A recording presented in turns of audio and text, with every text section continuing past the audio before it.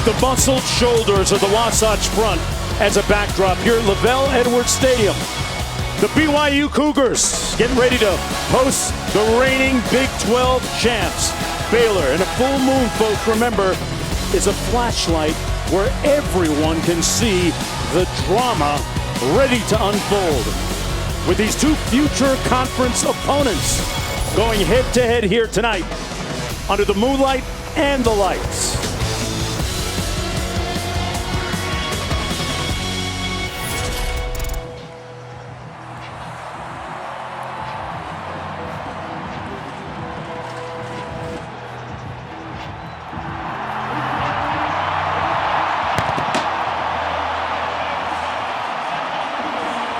Through the smoke, BYU, Baylor, they both want the smoke tonight. This place was a bastion, a fortress of success for the Cougars a season ago. Hello, everybody. I'm Mark Jones, chopping it up with Robert Griffin III. Quinn Kessenich down on the field. He'll be joining us in just a bit. Baylor comes in, Robert, the reigning conference champs of the Big 12, but they say to move forward, they've got to forget about what they see in the rearview mirror. 100%, Mark, and especially when it comes to this game last year. Baylor completely dominated BYU, bullied them at the line of scrimmage, and physicality has been what BYU has been preaching for over a year as they've waited for this game to come back around. So what we're going to see today is whether or not BYU can channel all of that energy. They got their bike stolen last year. They want it back. But we don't know how good either of these teams are. We're going to learn today. This is a statement game. Somebody got deboed last year. We're going to find out whether that bicycle comes back to BYU. Meanwhile, the garrulous, gregarious head coach, Satake, the people's choice, Amatamea, my Samoan brothers and sisters tells me means, yeah, not the gritty, it means kickoff.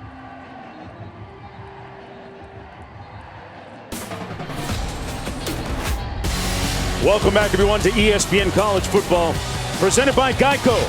Here at LaVell Edwards Stadium under a sea of Cougar blue. We go downstairs to Quinn Kessenich, who has some big news on a couple of BYU receivers. Availability is the strongest ability, and when it comes to BYU receivers tonight, they're missing a lot of experience and production. You got two guys, Gunnar Romney and Puka Nacua, are both out for this game tonight. Nacua was our leading receiver a year ago. He tore it up last week in abbreviated action against South Florida, had 4 touches. 2 of them went for touchdowns. You're going to see some youngsters. Keanu Hill, 6'4", excellent on jump balls, and Chase Roberts, a freshman who's also 6'4", and he can go, he can run. A lot of inexperience and opportunity for these young receivers. Let's see who steps up to the challenge. Quinn. Baylor winning the toss, deferring to the second half. BYU will start off first down and 10 from their own 25-yard line. Jaron Hall is their starting quarterback, and he was outstanding last week in their win against the University of South Florida. He's an improved deep ball passer this year, one of the components missing from his game a season ago. It'll be first down and 10 from the 25-yard line for Hall, completing 78% of his passes last week.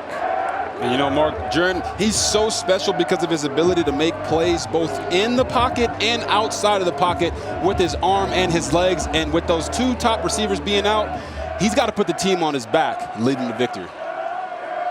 They go empty here on first down. 5 receivers. Hall fires complete all the way out to the 35-yard line. That's Cody Epps getting the first down for BYU. A 9-yard gain, actually. It'll be second and 1. There's a look at the head coach. 3rd season, the architect and choreographer of one of the best turnarounds in all of college football a season ago, going from 2-7 to 12-2 and a Big 12 conference championship. Dave Aranda, a very Oracle-like presence on the sidelines for Baylor. Hall with all day. Now going to use his legs and pick up the first down. Runs for about 5. Out to the 40-yard line, picks up 6. You know something about running quarterbacks? Robert? Yeah, Tell me about the keys here. But for these guys, both defenses, they have to disguise and trick the eyes of the quarterback. Make him see ghosts out there so he can hold the ball for the D-line to get some sacks. When you talk about set and penetrate, both teams run wide zone. So to stop it, the defenses have to set the edge and get penetration in the running game. And the last key, HBO. Help a brother out. Look, every throw is not going to be perfect. Every situation is not going to be ideal. Whoever makes the special plays in this game will come away victorious. Cosper in motion. They hand it off on 1st and 10 between the tackles. That's the Cal transfer, Christopher Brooks, tackled by Cole Maxwell. Tell me about the battle on the offensive line versus Baylor's defensive line, Robert. How's that stack up? Well, if you know anything about BYU's offensive line, it's that they got some big suckers on there. Right. So you're looking at them 6'8", 6'6", 6'5", 6'8", 6'6". It's going to be a battle of leverage. And when in leverage in the trenches, the low man usually wins. So BYU's got to bend their legs and show that they can match the physicality of the Baylor Bears. 2nd and 9. Hall, backside heat, got rid of it. Throws a dart complete to Chase Roberts for another Cougar first down. Boy, great pocket presence by Jaron Hall for the 14-yard pass and catch. Yeah, you know, you talked about him working on his deep ball, but right there he just looks so comfortable in the pocket. Even with the guy barreling down on him, pinpoint accuracy on the out route. Out of the shotgun again, Hall going to take a deep shot, the deep ball on display. And a little bit long, intended for Chase Roberts. Hall being able to feel his way in the pocket here. So yeah, and talking about him being comfortable with this man right here barreling down on him, he's not even worried about that. He says, look, I know my guy's going to win outside. I've got a strong enough arm, and he's been lifting weights this offseason, so you know he's got that strength in the pocket. Aaron Roderick, the Cougars offensive coordinator, telling us he feels that, and these are his words, we got punked last year up front. I didn't even know Moments talked like that, Mark. He expressed himself clearly and got his point across. Pass complete out of the backfield. That's Katoa, and Katoa running for another first down. Matt Jones finally pushing him out, but not before a 12-yard gain and a crisp-looking drive so far for the Cougars.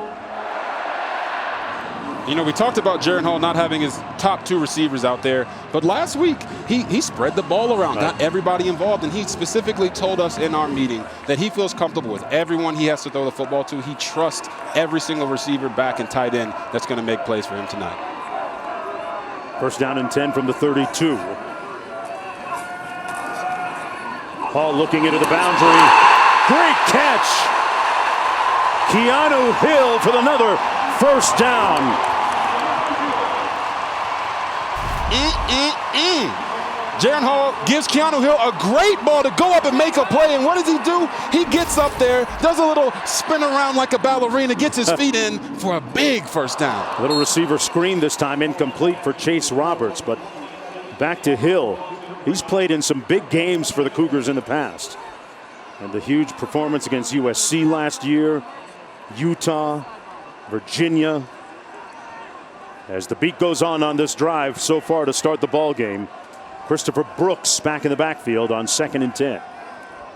And it seems like offensive coordinator Aaron Roderick's game plan, whatever he scripted, it's working. 8 plays, they're coming out looking crisp and strong. He couldn't be happier. They just need to get points on the board on this one.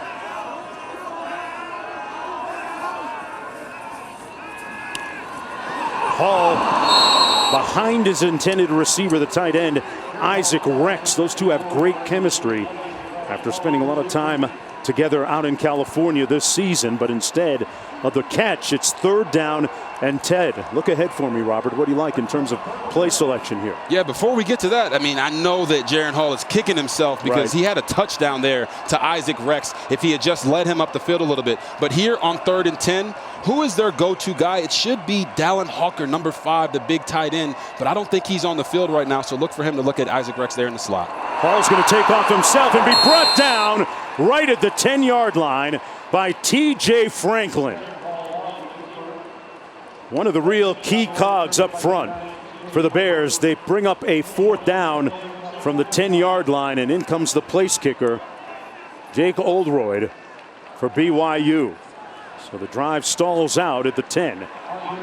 This one will come from about 27 yards out. And I actually like what they did there. offensive coordinator Aaron Rodder coming out, spreading the team out, giving Jaren Hall an opportunity to go down the middle of the field. And Oldroyd puts the Cougars on the scoreboard first. From 27 yards out, it's 3-0.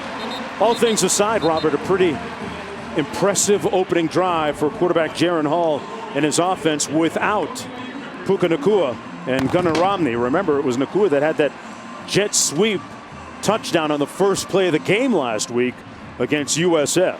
Yeah, I mean, I think, like I was talking there on that third down there, trying to get Jaren Hall's legs involved in the game is a great thing. You know that the two top receivers are not in the game, so spread it out, allow him to make plays. They get points. I think if they were trying to max the physicality of Baylor early on that first drive, they came away with 3 points, showed them this is going to be a much more tightly contested game than last year.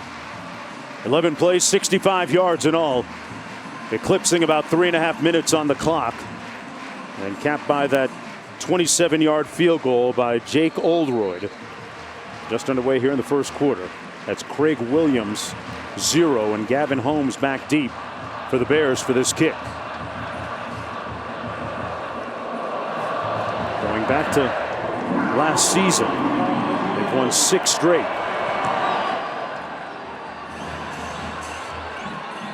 And this will come out first down and 10 from the 25-yard line for the Bears and their starting quarterback, Blake Shapen. You know, Mark, when you talk about Blake Shapen, he's got everybody in Waco excited about what this Baylor Bear offense is going to be. Last year, it was pound the rock, hand it to Abram Smith, hand it to Treston Ebner, throw it over the top to Tyquan Thornton. But this guy came out last week slinging it all over the field and has them really excited about what the passing game could look like. And look at the noise that crowd is making trying to shut down that offensive communication.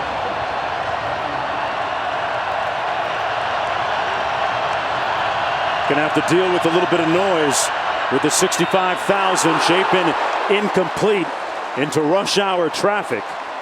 Intended for Seth Jones, number 88. Brings up a second down and 10. You saw those sparkling numbers from week 1. Completing 85% of his passes, a couple of touchdown tosses, 214 yards passing in all for Blake Shapen, who beat out Gary Bohannon in the spring.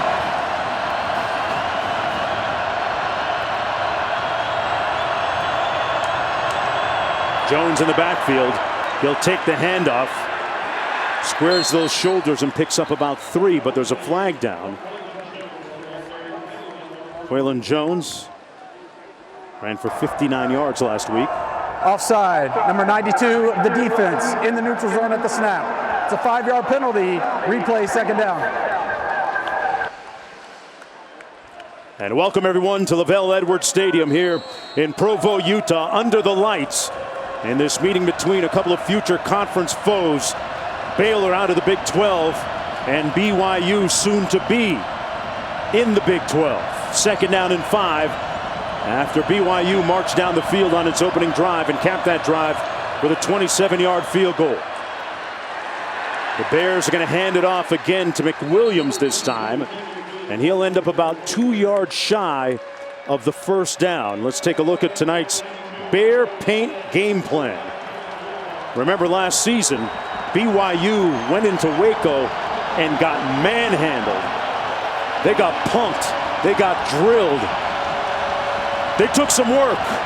It was all over the newspapers. It was no secret. This is what it looked like in the headlines. And the Cougars looking for a little bit of payback.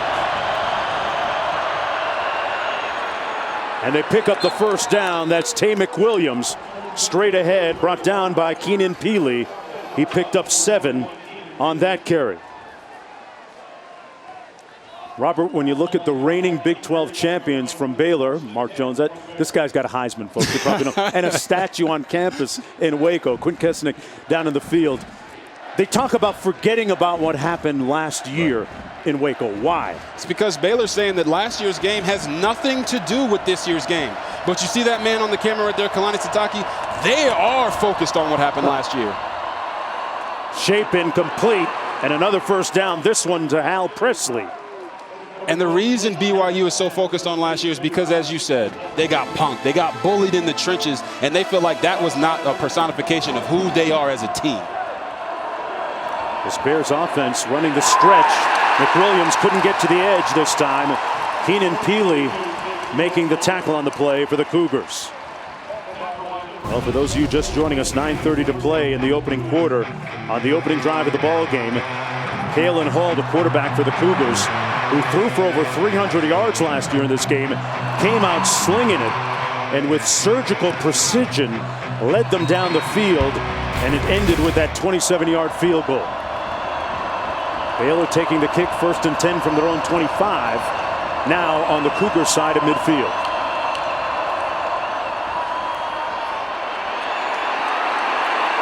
Chapin with all day now runs out of real estate, and he's going to lose a few yards. Ben Bywater making the tackle for BYU. Sets up a 3rd down for the Bears. And right there, that negative play, that tackle for loss by Ben Bywater on the quarterback is exactly what BYU needs. They need to put Baylor in 3rd and long situations. That's what Baylor did to them all last year, but Blake Chapin's got to throw that ball away before he gets sacked. Lost 4. A little pressure coming from the Cougars. Chapin eludes the rush and incomplete. So the Cougars brought a little bit of heat, brought some pressure, and they forced the incomplete pass. Tanuvasa there with the pressure for the Cougars.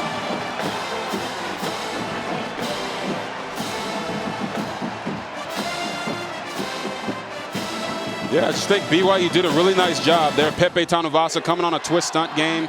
Down the middle, making Blake Chapin have to escape the pocket earlier than he wants to. That's the type of pressure as a defense when you're trying to set the tone and make a statement. Right. Get him out of the pocket, make him feel uncomfortable.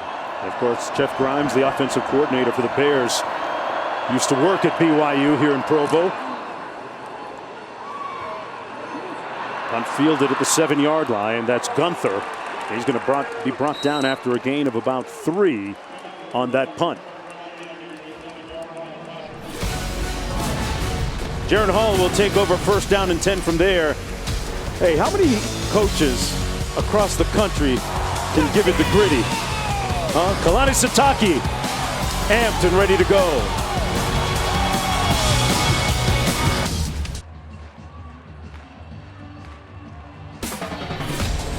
Welcome back, everyone, to ESPN College Football, presented by Geico. It's the 4th meeting all time between the Brigham Young University Cougars and the Baylor Bears.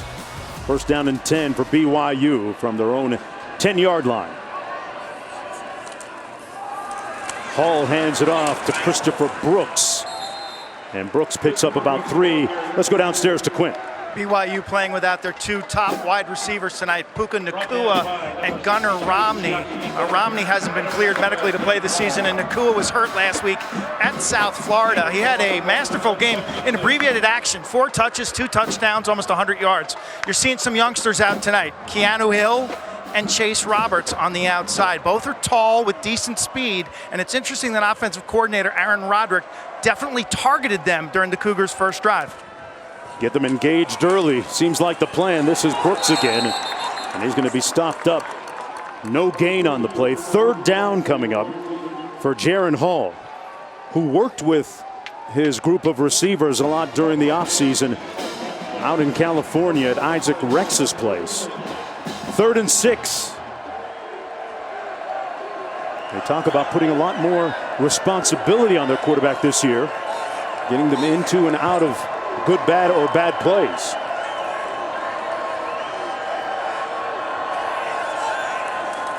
Brooks motions out. They come back into the boundary, and that's going to be stopped up for a gain of 2. Lorando Johnson, good tackle on Cosper, and it's 4th down. The Cougars will punt. Oh my goodness, Lorando Johnson blew that block up, and then they call him Snacks, and he was feasting on that tackle right there. Listen to this hit. Ooh! They might call him Smacks. That was a hit, like you said. So Holmes is standing back on his own 35. Here's the punt from Rico. And Holmes all the way back at his own 28. So there's a flag down on the play and another flag back at the 32. A 56-yard punt. Jalen Ellis ran into Rico, the punter.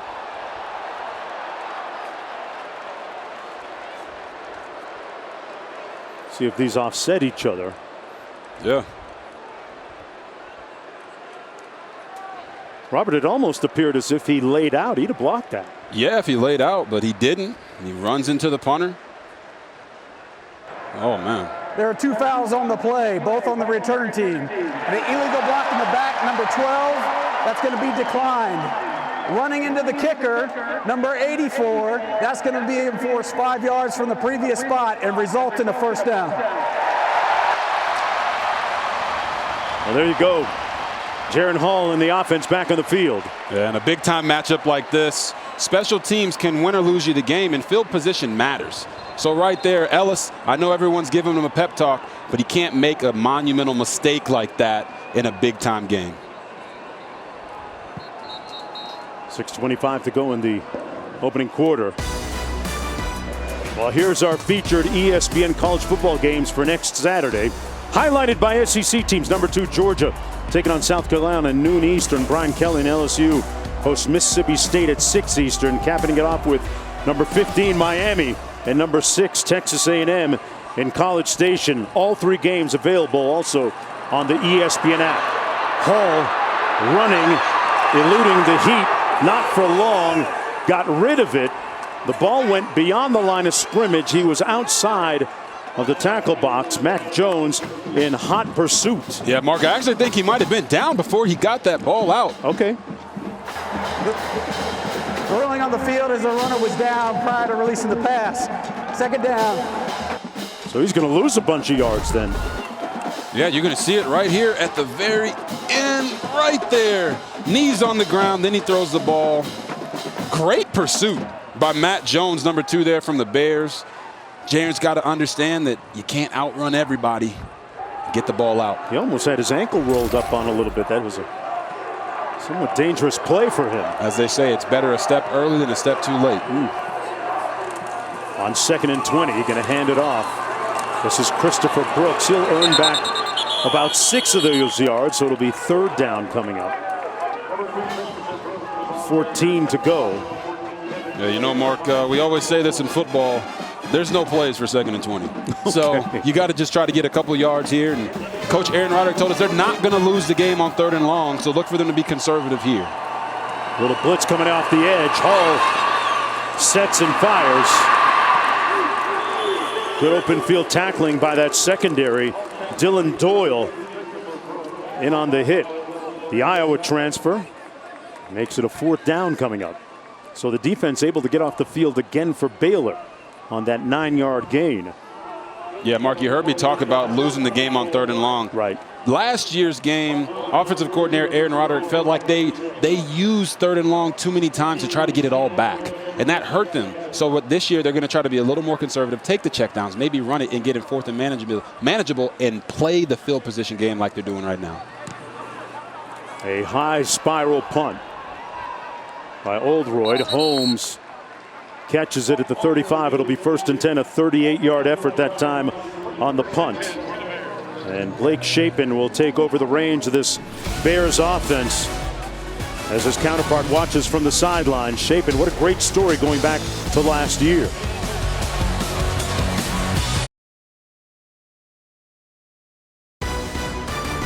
ESPN College Football is presented by Geico. Switch today and see all the ways you could save. We salute Ron Knight, 1970 BYU, the first black player in Cougar history. And it was 1969, and all through the WAC conference, when BYU went on the road, there were protests and controversy surrounded the team. So head coach Tommy Hudspeth, he integrated the team. He recruited Ron Knight out of JUCO, the Oklahoma native, played defensive back, and that had a ripple effect here at BYU. You flash forward to Jaron Hall as the first black quarterback in history to start for this Cougar program. Great job, Q. Shapen underneath and met immediately. Pass complete to the tight end, Ben Sims, you know, we spoke to Hall. He says he wants to be a bridge. He says that people here want change in terms of having equality. It's a matter of how to get that change accomplished. And as he also told us, you know, love your neighbor. Treat people the way that you want to be treated. I think that's big on him being in the leadership role that he is at BYU. 2nd and 7. Squirrel Williams. Let's go back to Matt Berry in the studio.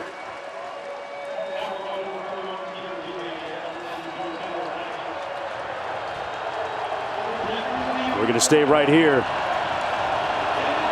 4 minutes to go. 3rd down and 3. It was good to see Squirrel Williams get a touch on that last play. He's a big part of the backfield for them. Let's see where they go. Baldwin is usually one of their clutch receivers. They're going to run it and pick up the 1st down.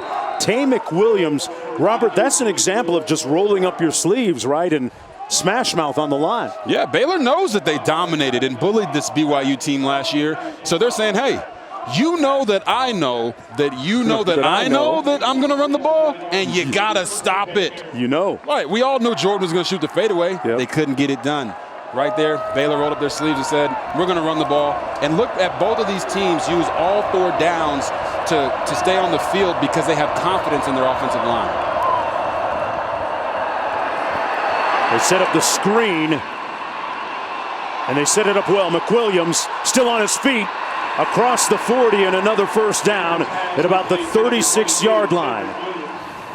Great hand walk by McWilliams, picked up 17 yards, but there's a flag down on the play. Tamick Williams ran for 45 yards last week in that win against Albany. That penalty going to go against. Illegal block in the back, number 63, offense. It's a 10-yard penalty from the spot of the foul. Replay, 1st down. Going to go against Grant Miller. Starting right guard for the Bears. Well, Dave Aranda has a different type of disposition on the sidelines. Tell you more about that in a minute.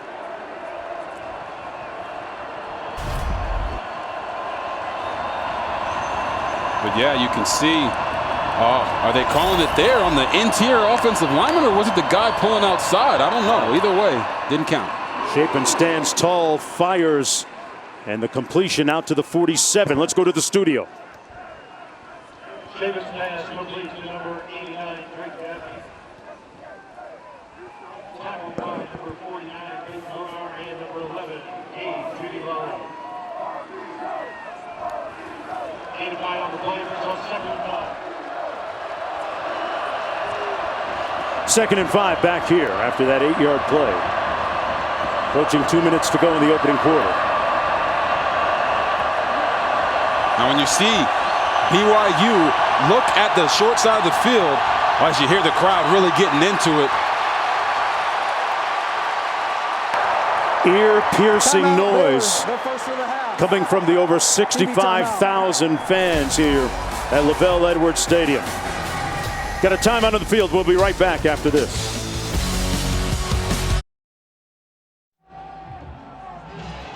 Under a full moon here in Provo, Utah. You know, the full moon is a flashlight where everyone can see the drama. And the drama unfolding here in the shadows of the rugged shoulders, the muscles of the Wasatch Front. McWilliams going to be stopped up short of the 1st down. Tanuvasa, the first one to get there. He got a 3-yard pickup there, so it sets up 3rd and about 2 to go now for Baylor. And you can see just the effort there from Pepe Tanuvasa. BYU is going to let you know today, if we get beat, it's just because you're the better team. It's not because you gave more effort. It's not because you made the hustle plays. They're going to go balls to the wall for the entire game and keep this crowd in it as much as they can. 3rd and 2. At this point on the field, Baylor is probably going to run this ball here and use all 4 downs if they don't get it. They bring in Doyle in the eye. Chapin Backside pressure, and he's sacked. Back at the 50. Kawatea making the tackle for BYU. And you see, Mark, that's exactly why they should have run the ball in that situation, because now you get sacked, it's 4th and 7, and you don't have that opportunity. Watch this man right here. He's pretty much unblocked. I think you might want to block the 6'4", 310-pound defensive lineman, but hey, he's like, hey, I'll feast on that all day long. Lost 5 yards. In comes the punt team for the Bears. Isaac Power perched at his own 35.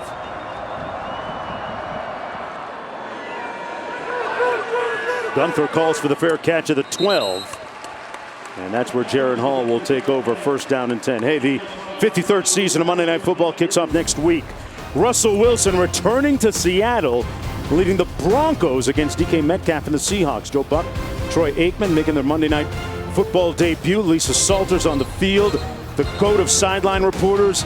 8 Eastern, 5 Pacific, ABC, ESPN, Deportes, plus Peyton and Eli back, and my man Robert Griffin III going to be making his Monday night debut as well, partner. Oh man, I appreciate congratulations. I appreciate the love, brother. Going to be killing it. Hey, part of me getting there is what we've been doing here, so I appreciate you, man. 15 seconds to go. They run it into the boundary with Katoa. Short gain on the play. That'll be the last play of the first 15 minutes.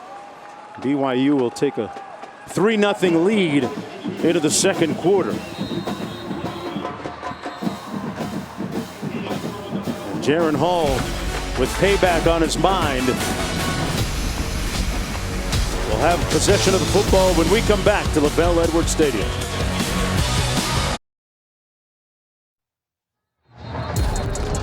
Kalani Sitake, the head coach of BYU, 7th season on the sidelines. Boy, what a great job he's done, especially over the last couple of years. 21 wins over that span of time. The former player under the legendary coach LaBelle Edwards, and a Kyle Whittingham disciple as well, doing a fantastic job, living by the credo and the culture of love and learn. Not going to love that play. Lemire bringing down his tailback, Katoa. Little or no gain on that play. Might have actually lost one on the play as we begin the second quarter under the lights. Mark Jones, Robert Griffin III, Quint Kesnick down to the field. BYU going quickly up at the line of scrimmage. Katoa again, this time picks up about 5. And a 3rd down coming up for BYU. Trying to avenge a loss from last year.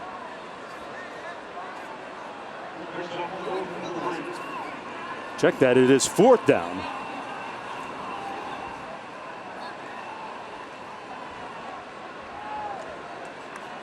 So Baylor should get pretty decent field position after this punt. Gavin Holmes had a 72-yard punt return last week. There he is, standing at his own 33. A line drive, returnable. Holmes at the 40. And picks up about 10 on the punt return on the 44-yard punt. Well, this week's college football rankings brought to you by Goodyear. And to say that this was a tumultuous day in college football would be a little bit of an understatement, Robert. Some crazy goings on today. Yes, and the one you're talking about is this one right here. Ooh. Texas A&M losing to App State. I mean, App State they just collecting bodies on their resume. And bags, 1.5 milli. And the win. And this one right here, Notre Dame losing to Marshall. Marcus Freeman just having a tumultuous start to his campaign there. They're not used to losing in those types of games. And there's the pass, complete to Sims. And talking about Notre Dame now, they went from Ohio State, lost there, go to Marshall, lose, and now they're going to have Cal coming to them. Holding, number 58, offense. 10-yard penalty, replay, 1st down. But what about Alabama escaping too in Texas? I know, I know the Texas fans were kind of shocked. Going to the 4th quarter, having a lead. And then what did Bryce Young do? Bryce Young things. He's got ice in his veins. Snatched their soul at the end of the game. Oh, it's a great game now. A memorable college football weekend already. 1st and 20 after the penalty. Chapin. High and incomplete at the 45. Intended for Amari Winfield. You know, Chapin, going back to last year, a real tipping point for him was that Big 12 title game after he already had become the starter for Gary Bohannon. In that game, he started off 17 for 17 on their way to their first Big 12 title in a while, and he was the most outstanding player of the game in that win against Oklahoma State. This year, though, it's a different team, as they like to say, and he's learning to lead in his own unique way, in his own leadership voice. Gets it out quick, complete, and nowhere to go. Josh Cameron with the catch. And yes, Mark, when you're talking about Blake Chapin, Coach Aranda was wondering, like, why is this guy just so calm all the time? You step into the big spotlight in the Big 12 championship game, you go 17 for 17, break a Big 12 record in that game, and he says he's got a little cowboy in him, right? He doesn't say many words, but he's got that gunslinger mentality and extreme confidence, and they need him right here on 3rd and 9 to make the smart play. Try to get 19 here. They play conservative. Oh, and Tooley gave him some smoke. Wow. He hit McWilliams into last week. 3rd and 19 there. You know the offense is probably going to play it conservative, and you might as well call him Mad Max, because Tooley, ooh, he brought the smoke like you said there, Mark. Wow. Oh, my goodness. This guy had a pick 6 in the first game against South Florida, and he's trying to show people not only can he catch and run with it, but he can lay down the hammer. From Bountiful, Utah. That's his hometown. I believe the same hometown as our own Holly Rowe. She's from there. Back at the 13-yard line. Great punt coverage on Gunther. Nowhere to go. No gain on the punt return. A 51-yard punt by Isaac Power. This will rattle your feelings, Robert. Oh, yes, it will. You're going to see Mac Tooley baptize that man in the hole, hit him back. Talk about physicality. There it is.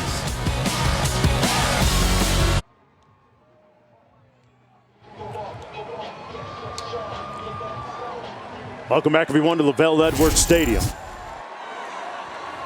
3-0, the Cougars with the lead. 11:43 to go in the first half of play. Was that Baby Land Shark? Was that Baby Shark on the screen? There was used to be cartoon Jabberwocky. This is Jaron Hall. Got back to the line of scrimmage. This has been a game where players from both teams just rolling up their sleeves and being physical, Robin. Yeah, BYU knew coming in, hey, we ain't gonna show any mercy, and you just see him flying around the field, beating Baylor to the punch every single time. Oh my Lord, he made him see the Father, the Son, and the Holy Spirit on that hit.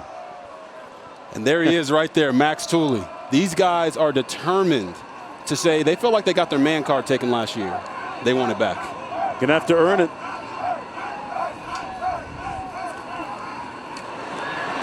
Hall comes underneath, incomplete. Intended for Keanu Hill. It'll be 3rd and long. Jones on the coverage.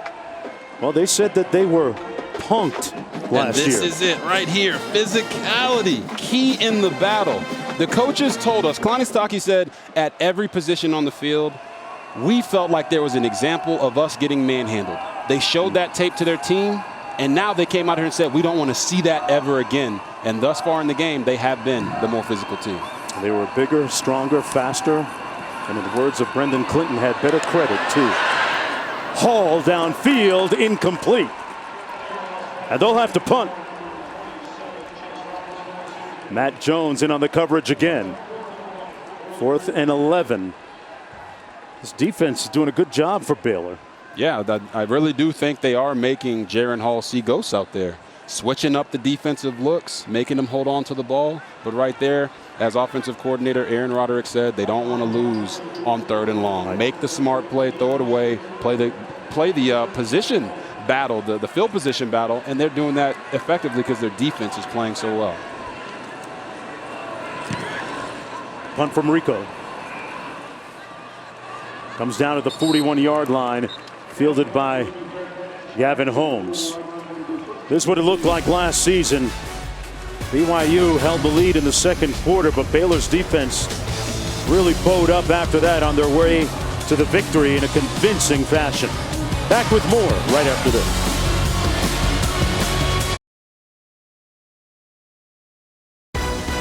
ESPN College Football, presented by Geico, is brought to you by Chick-fil-A. Start your morning off with the chicken biscuit.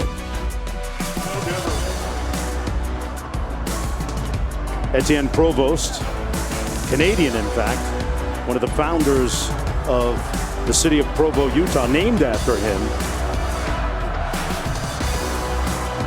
And in some places of town, it still looks like that with that wonderful black backdrop in the mountains. I didn't know they had trap music out here in Provo. Yeah, man.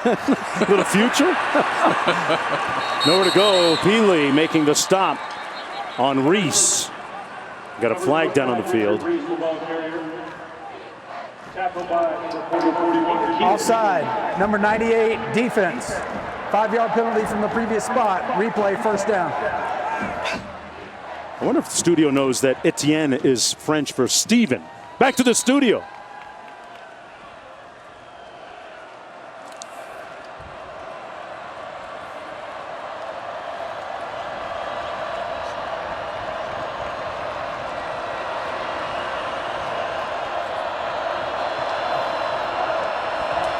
Yes. Sure can, Matt. For the backside pressure, they get to Chapin. Hawes was the first one to get there. 6'2", 230 pounds from Little Rock, Arkansas. That's the 3rd sack already today for the Cougars, Robert. And yes, and it's Caden Hawes, and you're going to see these guys come around like this, do a twist game in the middle. Caden Hawes used to be an offensive lineman, so he understands that once you make that move, you just got to get penetration, and if you can get the ankles, as they say, that brings them down. Both teams' defenses respectively doing a nice job with a total of 5 sacks. False start, number 88, offense. 5-yard penalty, 2nd down.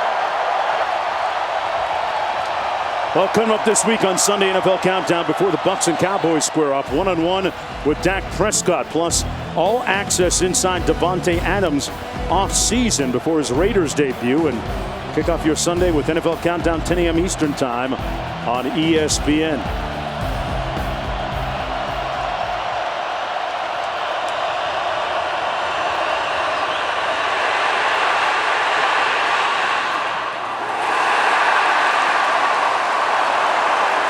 This place is lit up. It is super loud. Baylor struggling with their clap cadence. It's throwing their timing off. They have just not looked comfortable in anything they have done today. And going into this game, it was Dave Aranda who told us, we're trying to get out of our own way to reveal who we are. And you can't even hear yourself think down here.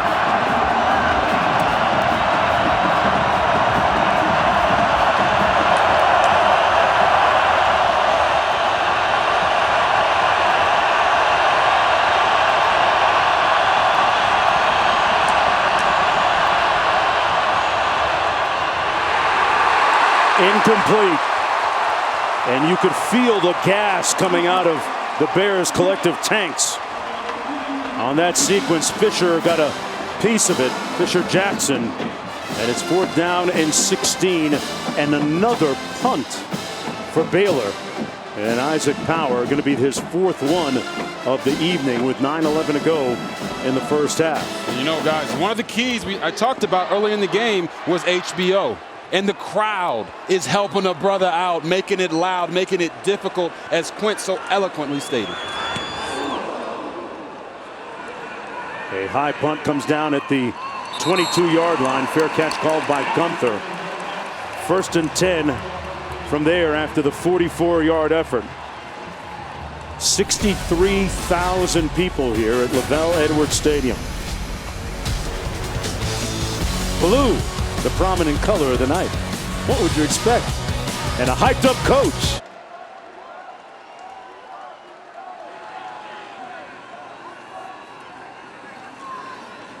Wow. I mean, you talk about really having the heat on you now if you're Scott Frost. Epps with the catch.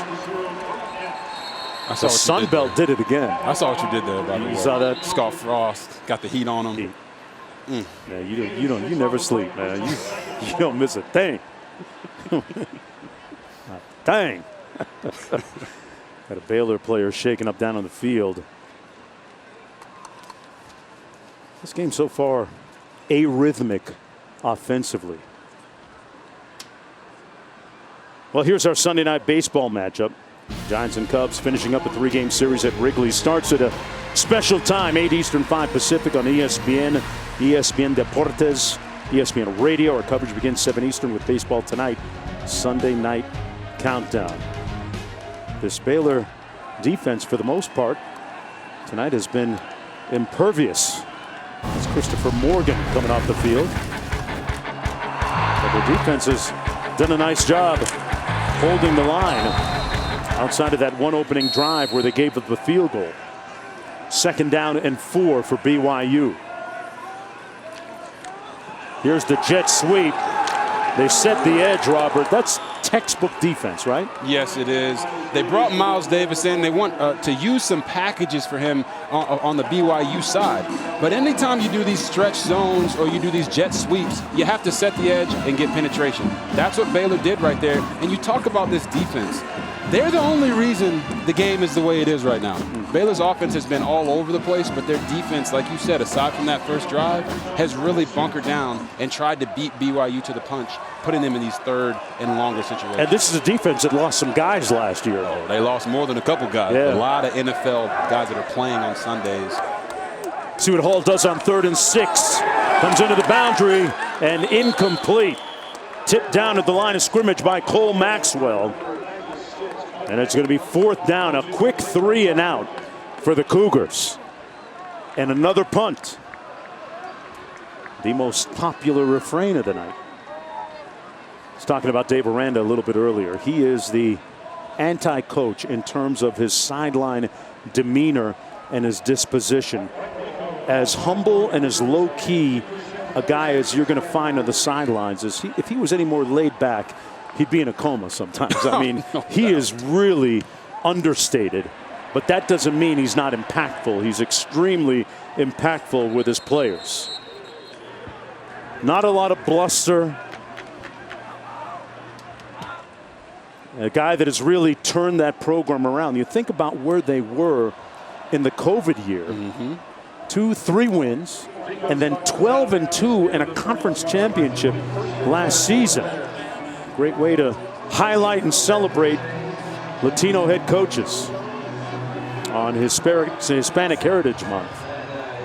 Mario Cristobal has a big one coming up next week down in College Station. Yeah. Dave Aranda's really putting on for his Latino heritage, and you talk about him as a coach and his ability to trust his coaches is something that he really focused on this year. We'll talk about that more in a second. Presley in motion. They're going to run it this time to Jones, and Jones with a nice gain of 8 yards. You know, we're talking about Dave Aranda and trusting his coaches. One of the things he said he had to get used to was not hovering. Right? He's used to calling plays. He's used to being in charge, but now he's in charge of the entire team. So when you bring in a guy like Jeff Grimes to run your offense, and you bring in a guy like Ron Roberts, who used to be your boss as your defensive coordinator, you have to let them do what they do best. And he said he really has laid off and allowed them to work. Quick jet sweep here to Baldwin. He's going to be stopped up short of the first down. It'll be 3rd and a long 2 and a flag down now as Tyler Batty makes the stop on the play.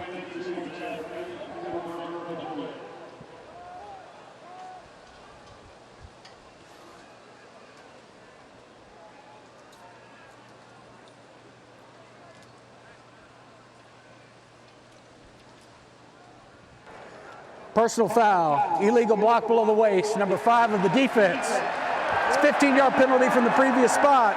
Automatic first down.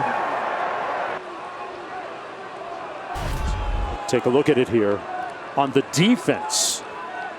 Oh, you see him a lot of times, these DBs right here.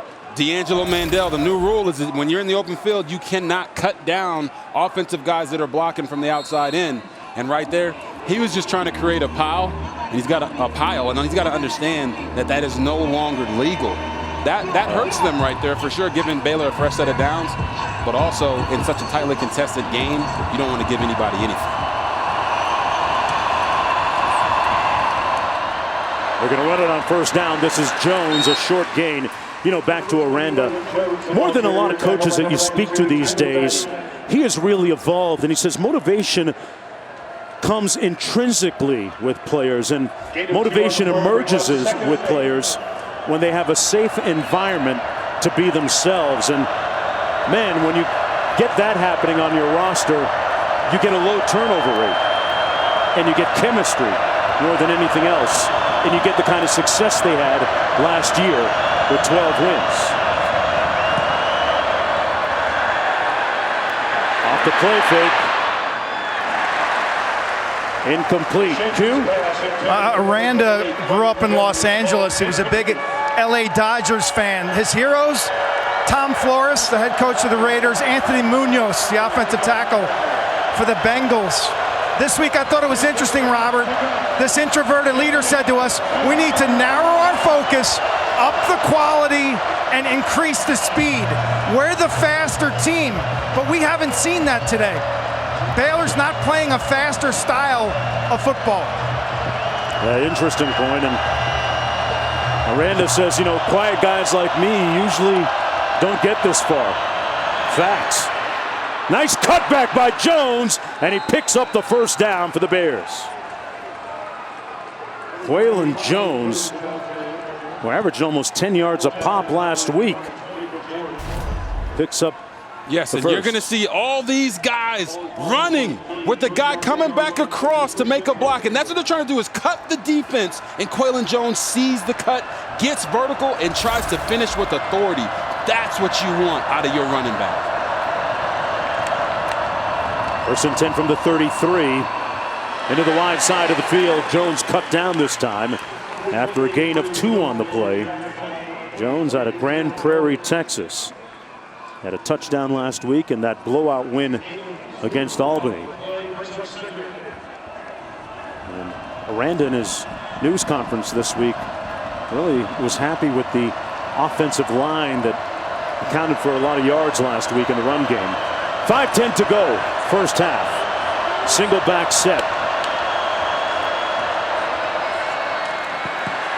They're going to run it again. This is Reese.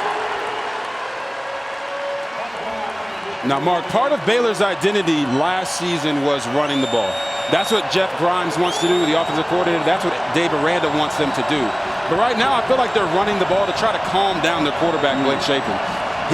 They don't really know what their identity is. He hasn't really been in an environment like this on the road this early in the season in his young career as a starter. But right here on 3rd and 6, do they use 2 downs and run it here and keep taking the pressure off of him? Looking to pass, Shapen into a tight window for the first down. Wow, he threaded in there, had a minuscule opening, and Drake Dabney made a great catch to move the sticks. Drake's out there dabbing on him, but I can tell you this, Blake Shapen really showed off the arm strength and the precision passing. He didn't hit him in stride on the outside, but when you watch where he throws this football, there's 3 guys around him, and he put it on his inside hip, right where he could only make the catch and protect himself from a big hit. That's what you have to do as a quarterback. Maybe that'll earn him a little bit of confidence. Squirrel Williams into the boundary, cuts it up, and a nice gain of about 9 on the play by Squirrel Williams, brought down by John Nelson. He's dealt with some injury issues, Williams has, but looked pretty spry and lithe on that run. Yeah, he is, and this squirrel's always trying to find his nut, and what he does here, I'm telling you, this guy is so fast. He's a 10-200 guy in track and field. The injuries have piled up for him, but they know he can be a dynamic playmaker, so they limit his touches because, as you saw right there, when he gets the ball in his hand, he can be explosive.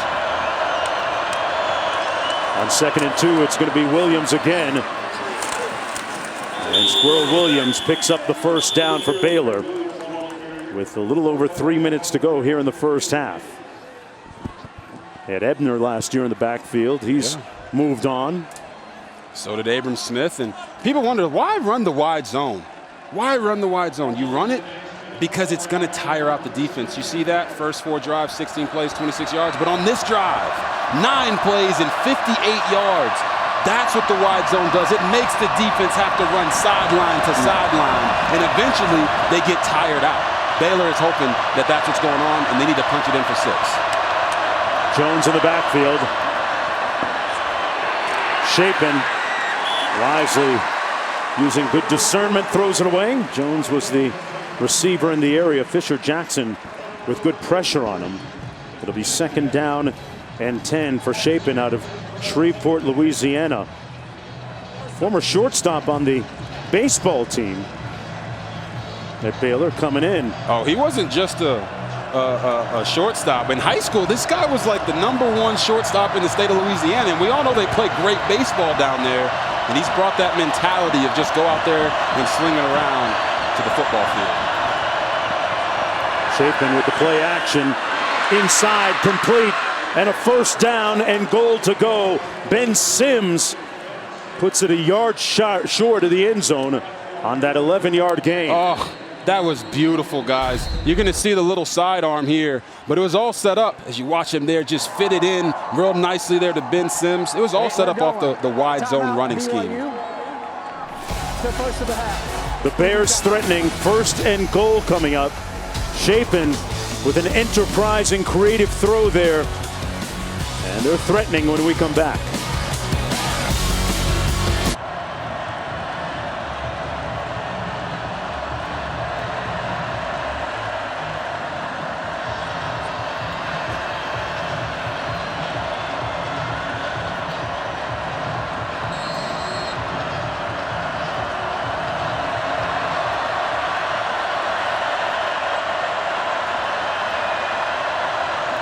Good look.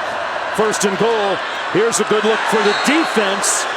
Doyle stopped up shy of the end zone by about a foot.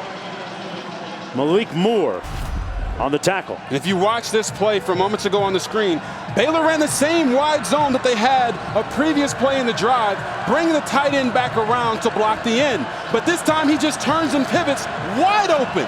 No one around him. That's how you use similar plays and similar formations to confuse the defense to get big plays. 2nd and goal, 13th play of the drive. A foot away from the end zone. And Mark, right there on that last play, Dylan Doyle, that handoff scored in last year's game. BYU's got to take some confidence knowing that they stopped it this time around. Doyle leading the way. They run the lead ISO. And this time Jones scores the first touchdown of the night. The Bears take the lead 6-3.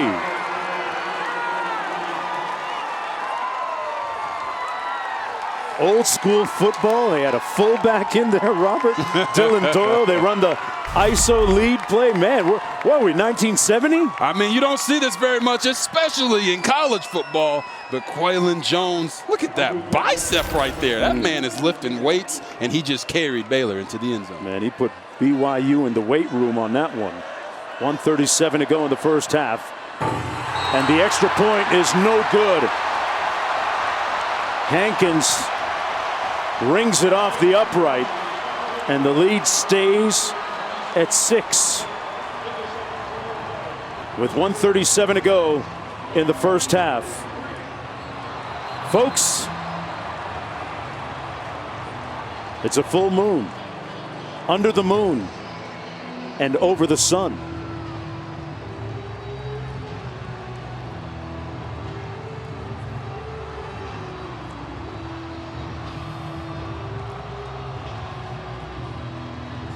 And back here on Earth, with 1:37 to go. Did you see the flag up there? Yeah. I think I could see it waving. Neil Armstrong still. You know, it's the old African proverb that I remember, Robert. It says, if the moon is with you, you need not care about the stars. And hoping that the stars emerge tonight on the field for these teams as they continue to figure out who exactly they are. In game number 2, Gunther back for the kick. They'll come out 1st and 10 from their own 25-yard line. That last drive, 13 plays, 68 yards, using up 6:14 on the clock, and Jones with the touchdown run. Yeah, and you talk about that drive. Baylor, they had 5 first downs on that drive. On all their previous drives, they only had 3. So maybe they are starting to find their identity, running that wide zone. Quaylon Jones punishing the offensive line, moving guys off the ball. That's the Baylor that all of us have become accustomed to seeing. Jaron Hall's been on the sidelines for quite some time now. Gonna hand it off to Christopher Brooks. Did you expect this low scoring of a game at this point as we see Monterey Baldwin going into the Baylor locker room? Did you think it was going to be 6-3 at this point? Oh, no, not at all. I know both of these teams are extremely physical, and BYU came in wanting to express its physicality, but you thought for sure that the offenses would execute at a much higher level than they have thus far. Great delivery by Jaron Hall to Keanu Hill.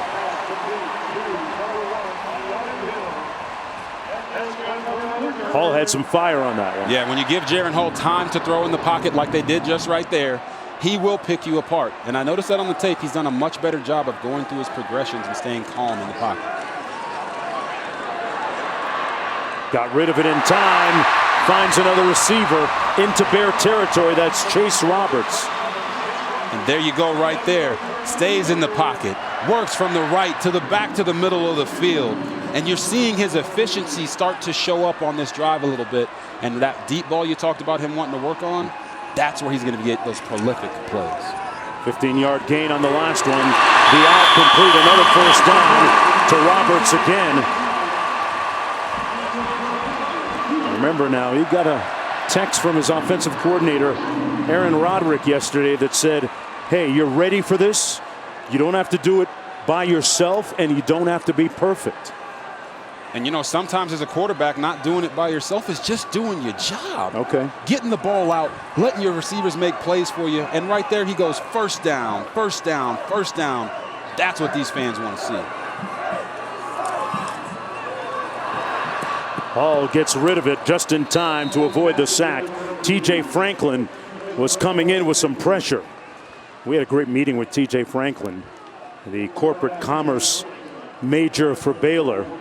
We asked him about how much dough, what kind of bag he's getting off the field with name, image, and likeness. He said, guys, I'm not here for NIL. I'm here for the NFL. Oh, yeah. Mic drop. It was a mic drop moment. We basically told him, all right, we'll see you later. Yeah. See you at the game. He's about his business. 2nd down and 10.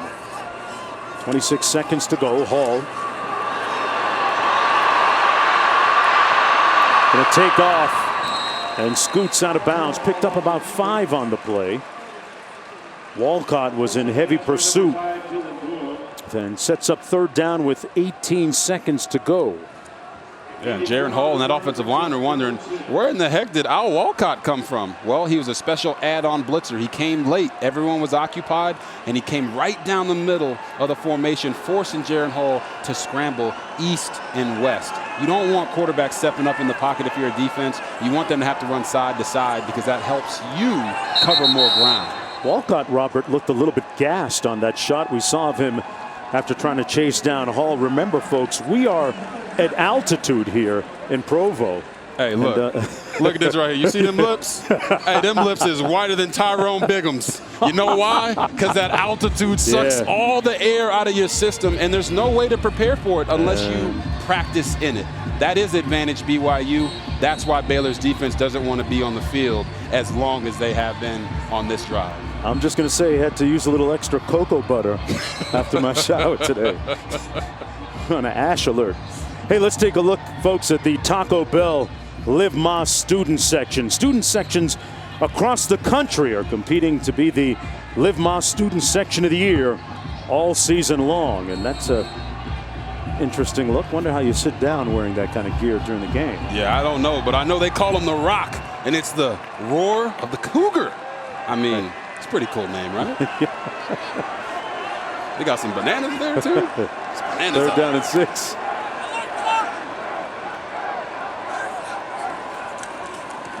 Hall gets rid of it quick. Found his man on the quick slant. Epps for the first down. Third down conversion, picks up 13 from the 20 now. Well within field goal range. They got time for a couple. He takes a shot into the end zone. Caught, but did he stay in bounds? Yes! Roberts!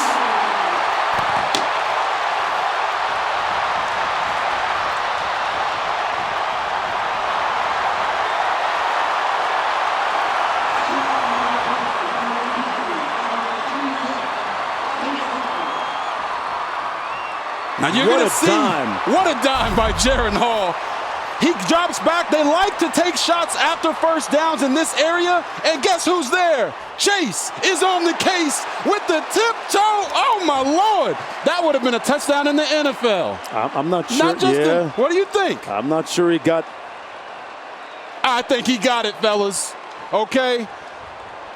We're going to have to look at this, obviously. You're pausing it a little too far down. Okay. All right. When it hits his hands and he has it secured, that's a touchdown. He's got 2 feet in. Look at that. Oh, my Lord. You want to talk about Chase being on the case? Man. Chase Roberts, all 6'4" of them, made a great play right there. Highly recruited out of high school. One of their faster receivers. Here's a different angle of it. Where does he have the ball? Boy, I don't know. He's on the chalk there. Let's ease it back just a little bit so we can see, because he does bobble a little bit. But right here, I think that's a catch. But does he have the ball? Well, I think you see his feet here. Right there, to me, that's a catch. I think that's a catch. Remember, there has to be indisputable video evidence to overturn the call in the field, and the call in the field was a touchdown. Man, oh, man. That's close, and I know that all the BYU fans are praying right now that it is a touchdown. Just an exciting play. This game has really started to go out. The forensics are on the case here. We got the divots. I love it. But think about this. If you're just joining us, folks, BYU playing without their 2 top receivers from a season ago, Gunnar Romney and Puka Nacua. We had a big week last week in their opening win against South Florida. They're still adjudicating the call.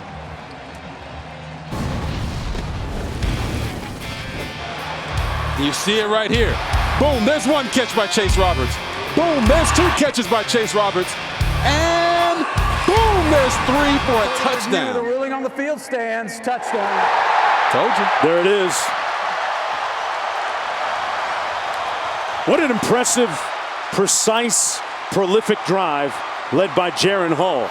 Yes. He showed a lot of poise on that drive that started deep in their own territory. Sometimes as a quarterback, putting the team on your back like that means trusting the guys around you.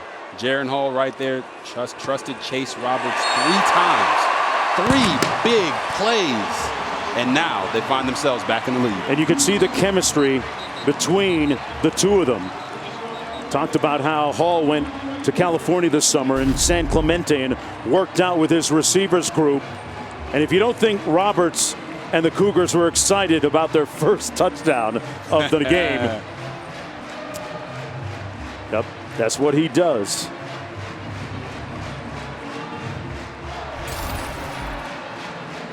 Remember, his father played football here at BYU. Kalen Hall.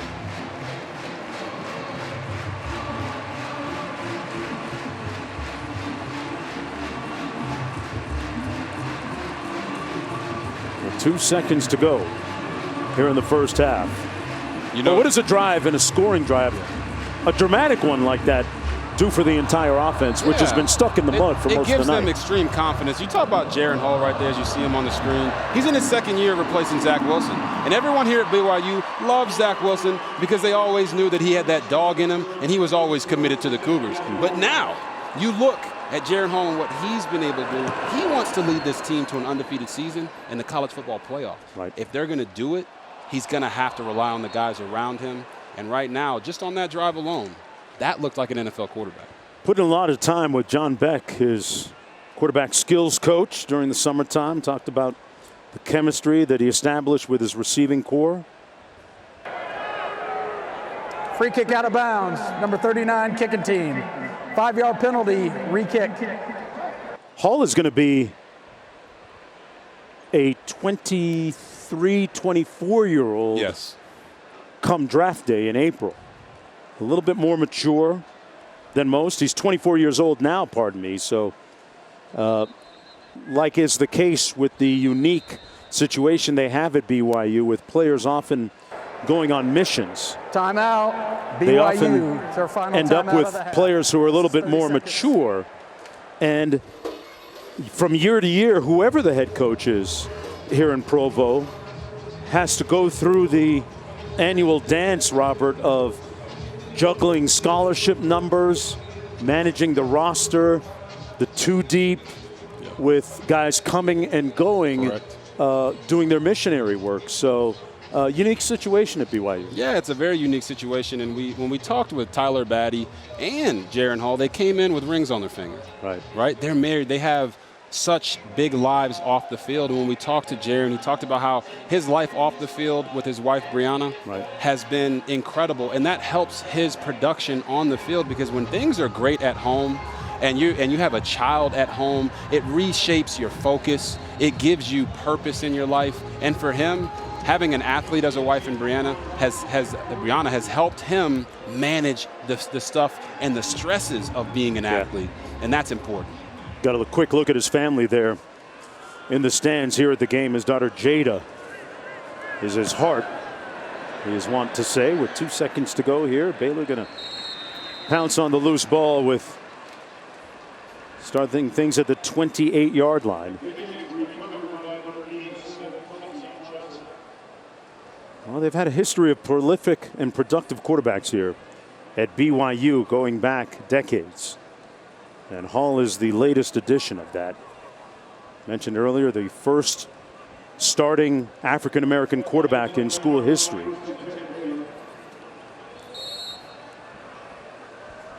We'll have more on the guys that have come through the doors here at Lavelle Edwards Stadium in the second half. And the first half ends with the home crew leading by 4 in a surprisingly low-scoring first half.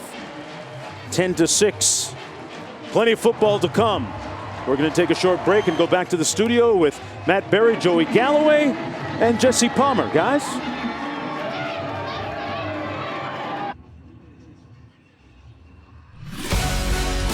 Under a full moon in Provo. Welcome back to ESPN College Football, presented by Geico. And Hall getting ready here for the second half, engineering that great scoring drive before the end of the first half, and leading his team down the field 75 yards for the touchdown. Robert, how do you solve if you're Baylor? Because BYU seemed to get in rhythm offensively. You're Baylor. How do you stoke your offense here in the second half? Yeah, I feel like both teams actually found their offense there at the end of the first half. Baylor did a good job using the wide zone, tiring out BYU's front, and then throwing the ball over the top. For BYU, they really just came out and said, hey, we're not really running to that great. We're going to put the ball in the hands of our quarterback, Jaron Hall, allow him to throw the ball all over the place. And we saw Chase Roberts go out there and make some nice plays on that last drive to get them rolling. Baylor's going to have an opportunity offensively to start this third quarter. Out of the end zone, this is Squirrel Williams. And Squirrel takes it out across the 20 to the 22. And, you know, one of the things we talked about was make these quarterbacks see go. So you're going to see these two guys on the edge. They're going to pressure. But what they do by changing the look is this guy right here in the middle dropping out to make Jaren Hall be confused about who's coming and who's dropping into coverage. But not only that, then they get him focusing on Dylan Doyle and the other linebacker on the field, and then they drop those guys out and they bring Al Walcott from the outside. Now he's the ghost. Jaren Hall is seeing different things from play to play. That's great defensive coaching by Ron Roberts, and then switching up the looks on him. They try and hit the edge here. Reese. And he's stopped up right near the line of scrimmage by Max Tooley and Gabe Summers. We've seen McWilliams. We've seen Jones. We've seen Reese. We've seen Squirrel Williams all get carries here tonight. Haven't seen any Josh Fleek. Yeah, Josh Fleeks is the former wide receiver there at Baylor, moved him to running back. But all these other backs are doing a good job. They're mixing it up. They're keeping them fresh. And that could pay dividends later into this game. But right now, the hot hand does seem to be Quaylon Jones. 2nd and 9. Dabney in motion.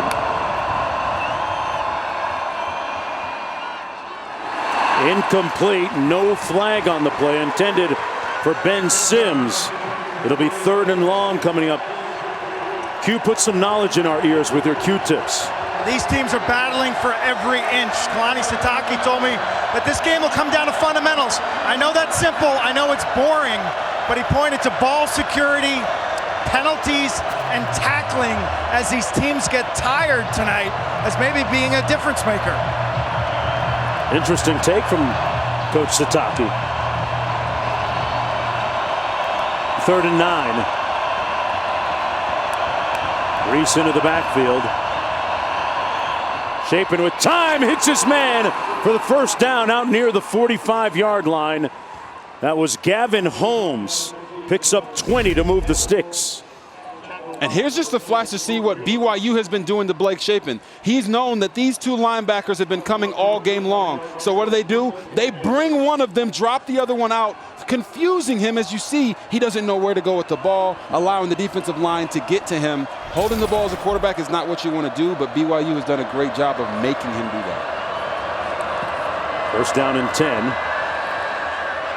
Shapen down the middle into traffic, complete at the 39-yard line. Hal Presley squeezes it for another Baylor 1st down. That one good for 17 yards. And what you saw right there from Blake Shapen was there was no confusion.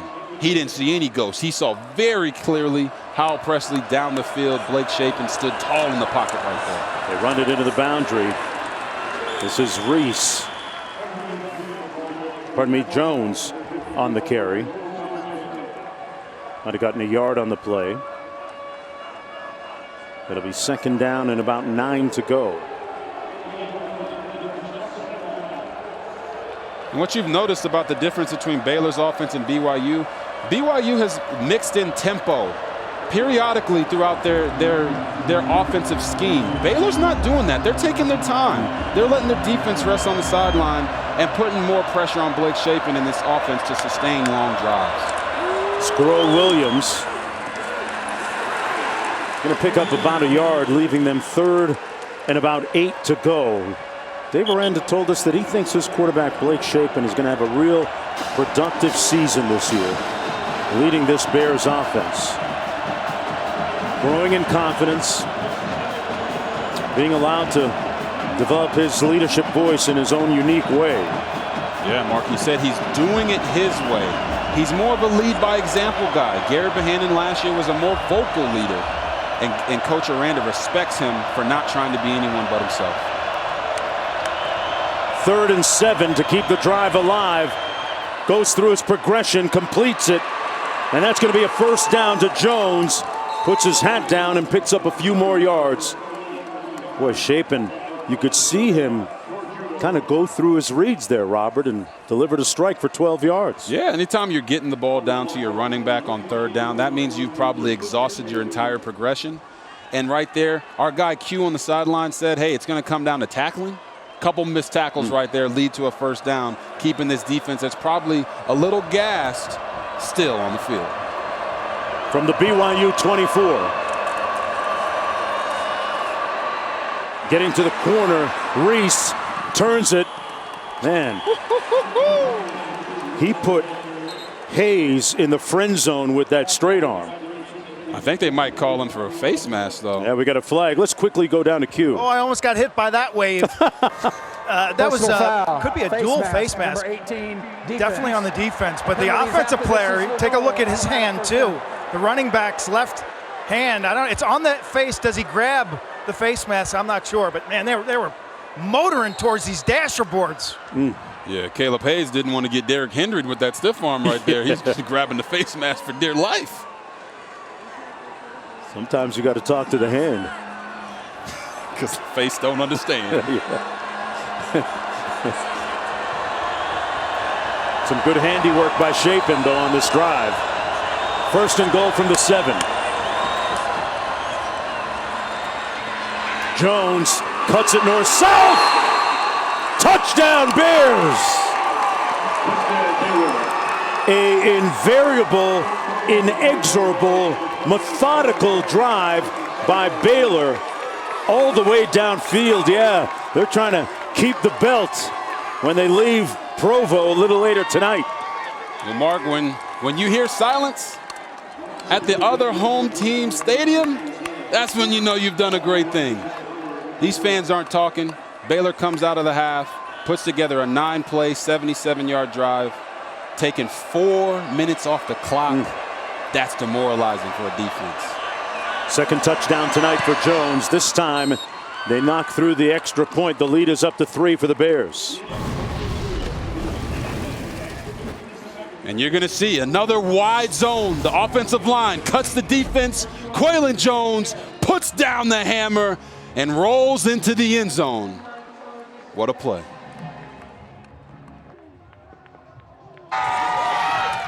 Hey, this is how the night began for Apuika.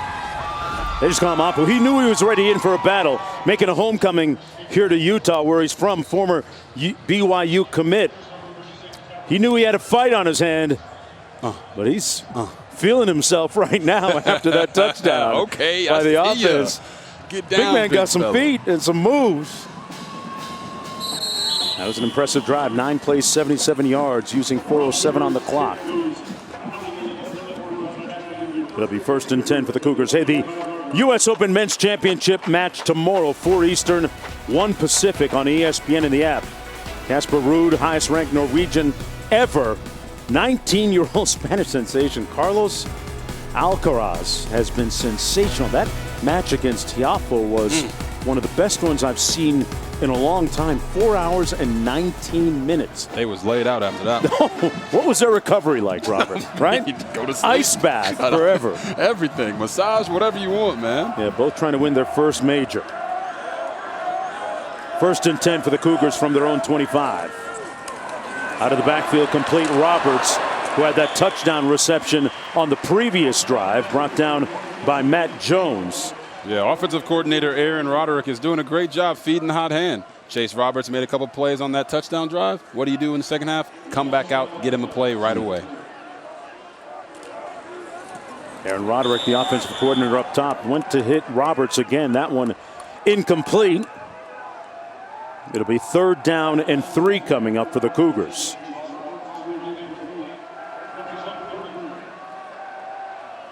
What are you thinking here, Robert, in terms of play selection if you're the Cougars? Yeah, I mean, if you're the Cougars, it's how aggressive do you want to be in your own territory? Normally, they only use all 4 downs when they're past the 45-yard line on their own side of the field. But right here, it looks like they're going to spread it out a little bit. Give the quarterback the option to possibly hand the ball off or make a play with his legs. They've only run it for 19 yards so far tonight. They're going to run it here. So that's going to be close. Yeah. Not sure that he got it. Well, they did what we said. Yeah, Doyle. Gave him an opportunity to use his legs or hand the ball off. He made the right read, but Baylor's defense was stout up the middle. Yeah, Christopher Brooks, the Cal transfer. 4th and short. The offense still on the field. And they're going to go for it.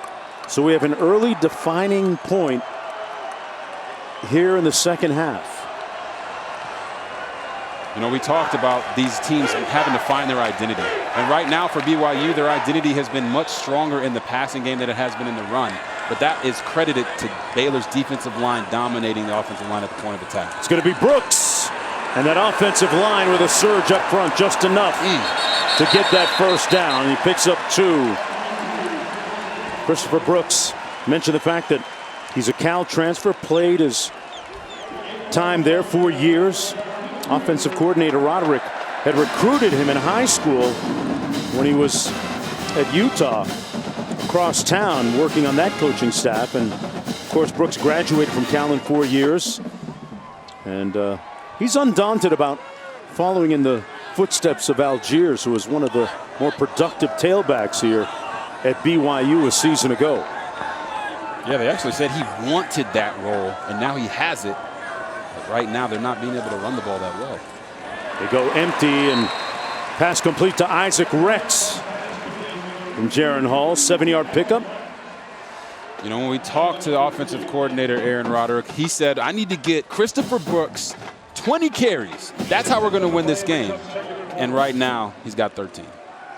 And the number's still rising. This is Hall keeping it and picks up the first down for BYU. Mike Harris on the stop on the play, picked up 4. Yeah, let me clarify. Last week, Christopher Brooks actually had 13 carries. This week, he's only got 7. And we're almost to the middle of the third quarter. So if they're really going to try to get him those 20 carries, they have to start being more physical and dominant at the point of attack on offensive line. Hall throws a dart complete to who else? Chase Roberts for another Cougar first down. Used all of his 6'4" frame to pull that ball down. Looks like BYU might have another playmaker on their hands with Gunnar Romney and Puka Nacua out. Chase Roberts has really stepped up. Little bubble screen complete to Hill. And a nice gain by the Cougars again.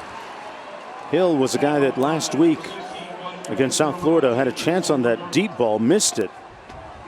But a little atonement with that play. 8 minutes to go in the third. 2nd and 5. And hand it off to Katoa.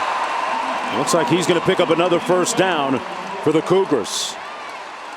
We weren't getting a lot of yards on either offense in the first half, but right now both of these offenses seem to have found their stride, and they're churning up the yards now. 9 plays, 47 yards, 3 minutes off the clock. These defenses have to be tired. From the 28, 1st and 10. Hall still on his feet. And showing good dominion over the offense. Throws it out of bounds.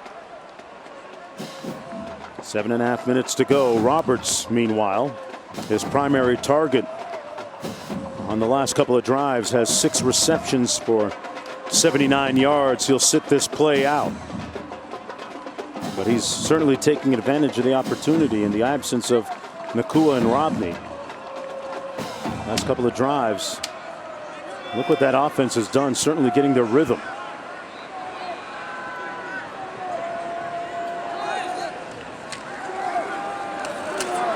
Pass complete to Brooks. Eluded one tackler, but brought down after a gain of about 3. And you see that right there by Christopher Brooks. It's just something that you don't normally hear talked about. The ability to fall forward, right? He's a big back, 6'1", 230 pounds. That play right there probably should have been a 2-yard gain. But he was able to fall forward, get some more yardage. Is it that hard? People don't understand, like, when you're a big guy like that, you have to run with your weight behind you. And not everyone does. Sometimes they curl up and they freeze at contact. He didn't right there. Here he is again. Gain of about 4 for Christopher Brooks. That's a 3rd and about 3 to go. And an interesting play call coming up here for the Cougars. 4th down now. 13th play of the drive.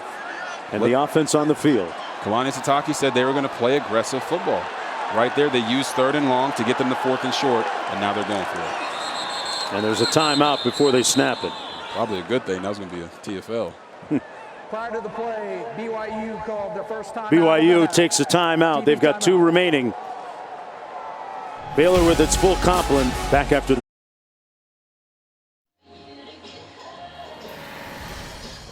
Well, we spoke earlier about the prolific quarterbacks that have come through the doors here. Jim McMahon, one of the points of demarcation, and Ty Detmer from 88 to 91, Heisman Trophy winner. And Jaron Hall, 2018, and on the field right now. Mark Wilson, Steve Young, Robbie Bosco, Zach Wilson with the Jets now. Looking to get back on the field. I think they said week 4, suffered that knee injury in the preseason. Definitely can't go without mentioning Steve Young, of course, right? You see him there on the list. Yes. You said the Hall of Famer. Hey, man, I'm old enough to remember when he played in that other league, that USFL. Unfortunately, I am not. 39-yarder on the way from Oldroyd, and he knocks it through to knot the game at 13 with 6:15 to go. Actually, I love that Impressive decision. drive. It was a great drive, Mark, but I like that decision by Kalani Why? Sitake. Take the points, right? You want to go for it on 4th and 3. You see that it's not a great play, you call timeout. If you're second-guessing yourself, go ahead and go with the second decision. Kick the field goal, make it happen. And, I just talking to him this week was very enjoyable. And he talked to us about how he's lost 40 pounds. Yeah. Right? Yeah. 2-month-old baby. Really reinvigorated him, inspired him to lose some weight, to get healthy. And I thought the greatest line he said to us was, you're really out of shape when you lose 40 pounds and nobody notices. So I thought that was hilarious. I told him he looked nice. I told him he looked slim. He looks great. Yeah. And we're secure enough to, be able to say that to another grown man. Yeah. I'm happy that he's taking his health more seriously and feels reinvigorated. You see his energy on the sideline. It's a great thing.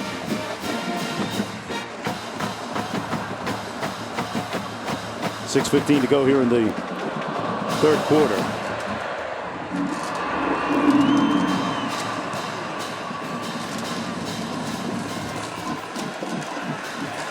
And they're going to take it out of the end zone. Squirrel Williams straight ahead. Going to be brought down at about the 21-yard line. When you get a chance to taste some of the culinary delights here, Cougar tails are one of the notable things that make their way around, and I mean really make their way around and around. I mean that's communal at its best right there. They tossing that cougar tail around, but they're taking small bites. If that thing ever came my way, I'm not. I'm going. You mean this bite, right here? I'm going bite, pass. This is like the glizzy of donuts right here. Oh yeah, this is the mothership right here. That thing good now. No, maple. That's about 300 calories right there. Hey man, I just gave back my workout. I'm good for the day. Put a straw in this bad boy. Drink whatever you want. Sure. But this, I tell you what. That is an OSHA and a COVID violation. Look at that. Yeah, you're right, Q. You're right. Wow. Well, the good news is they're just passing around cougar tails as it stands.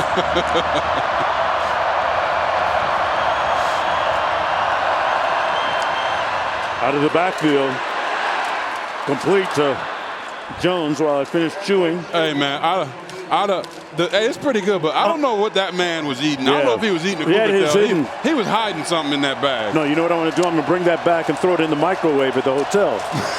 Heat that thing up. Yeah. That dude is really in his bag. See, now he heard us. He pulled it out. Yeah. He really in his bag, huh? There you go.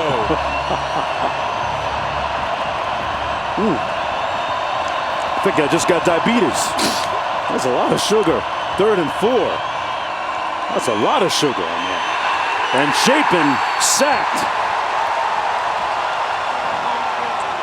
John Nelson. Baylor runs a little rollout pattern. BYU matches it to perfection. And if you're Blake Chapin in that situation, unless you're Reggie Bush, don't try to run back across the field. Keep pressing the edge. Keep pressing the edge. Throw the ball away. Try to run for the first down. But don't stop and try to backtrack around the other side of the field. These guys are way too fast for that. Now they have to punt from their own 5-yard line. We got a flag and a little bit of motion. Going to go against Baylor here. False start, number 7, offense. 5-yard penalty, 4th down. And you see, Mark, this is exactly why, if you're Kalani Sitake, you take the points on the field goal and you trust that your defense is going to come out here and shut them down. Now you should have great field position because Baylor is punting so far backed up. They put the Cougar tails down and making some noise now. And they came after Power, the punter, a little bit. At the 44, no fair catch by Gunther. 41-yard punt. It'll be 1st and 10. Good starting field position here on this drive for BYU. Jaron Hall and Chase Roberts have been making a few productive connections on the last few drives. Let's see what they do on this one coming up. Napkins, young man, napkins. Welcome back, everyone. Here are our featured ESPN college football games next Saturday, highlighted by SEC teams. Number 2, Georgia against South Carolina, noon Eastern. Brian Kelly and LSU taking on Mississippi State at 6. Cap it off with Miami at Texas A&M. Deep shot, incomplete, flag down. Let's see what this call is all about. Intended for who else but Chase Roberts. He's definitely been singled out as the favorite target of Jaron Hall at this point. Lorando Johnson in on coverage. Pass interference, number 11, defense. 15-yard penalty from the previous spot. Automatic 1st down. Now, defensive coordinator Ron Roberts told us that Lorando Johnson, number 11, is his best cover corner. But right here, he just gets a little too handsy. Yes, there is accidental contact there, and that's why he falls, but that's not what they're really calling. They're calling the wraparound when he grabs it and tries to pull himself through. Held him like a grudge. I mean, big way. 1st and 10 as a result at the 39. This is Katoa running across the formation, nowhere to go. No gain on the play. It'll be 2nd down and 10. You know, you said that Lorando Johnson held that guy like a grudge, but it seems like both of these teams have found out that varying the attack with the running game, with the passing game, is really their key to success. Both quarterbacks have completions to 7 different receivers. That's the definition of mixing it up and getting everybody involved. So one of these teams has to make a decision and say they want to take this game. Right now, neither has. BYU on 2nd and 10, going to run it again with Christopher Brooks. Tough sledding between the tackles and a good stop by Dylan Doyle on that 3-yard gain. A host of tacklers. TJ Franklin also in on the stop. Up at the line of scrimmage quickly. BYU going to go fast here on 3rd down. They got to get to the 29. And this is a preview of what it's going to look like in the Big 12 in the future. The Big 12's sitting pretty, man. They've got a lot of highly ranked teams. Top to bottom, I'd argue that they're better than the SEC. Oh, Top okay. to bottom. Hold that. We'll come back to that. Let's parse that a little bit later. 3rd and 6. Brooks motions out of the backfield. Hall complete to Cosper for the 1st down at the 23. Okay, so tell me about the Big 12 being quote-unquote better than the SEC. How? And when we talk about the Big 12, we're talking about that new Big 12. You look at Baylor, BYU. You're talking about, let's run this talking about Hall. Pulls it out and runs it, picks up 2. Let's go back to it here, Robert, and tell me why. You come back to this graphic. You just talk about all the highly ranked teams that the Big 12 has had. You talk about Baylor, you talk about BYU, Oklahoma State, Texas Tech with a big win today. And you look at this conference. You're bringing in Houston, you're bringing in Cincinnati, and Texas and Oklahoma are still going to be there for a few more years. Top to bottom, the Big 12 is the most competitive conference across the nation. The SEC has the powerhouses, the Alabamas, the Georgias, but as you go down the line, the teams get weaker and weaker. So I think the Big 12 is in a great position right now. Look out for the double pass here. Back to Hall. Got a bevy of blockers in front of him. Hall with a house call. Touchdown Cougars.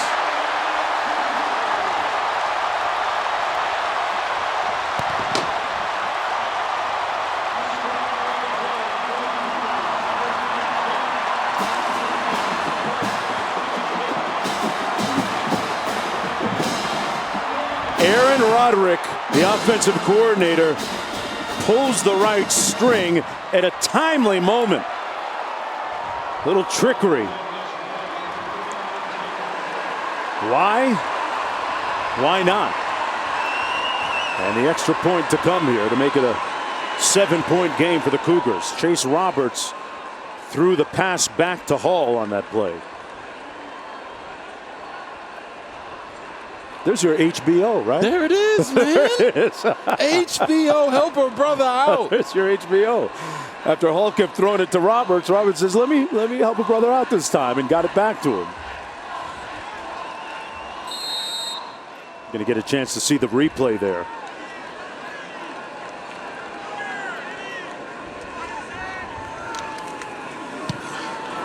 Seven-point lead for BYU. Let's take another look. Look it. In the night when the moon is large, the world spreads blue in every direction. Oh, how fitting, because look at all this blue leading Jaren Hall into the end zone.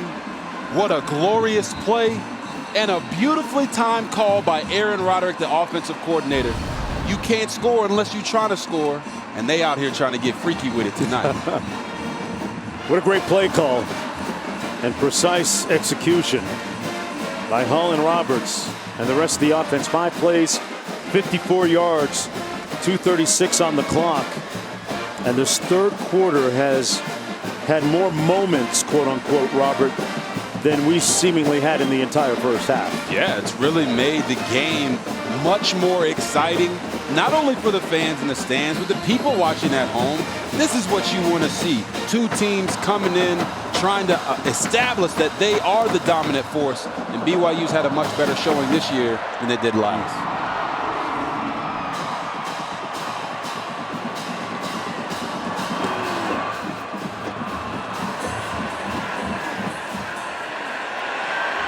It'll be Squirrel again. Squirrel Williams still on its feet and finally brought down. It'll be 1st and 10 from there. Williams wearing that brace on his left knee. We chronicled his injury issues a little bit earlier in the first half. What do you make of the search for that guy in the backfield for Baylor so far, Robert? Yeah, I think they've really mixed it up, trying to figure out who's going to be the guy. Quaylon Jones, Tay McWilliams.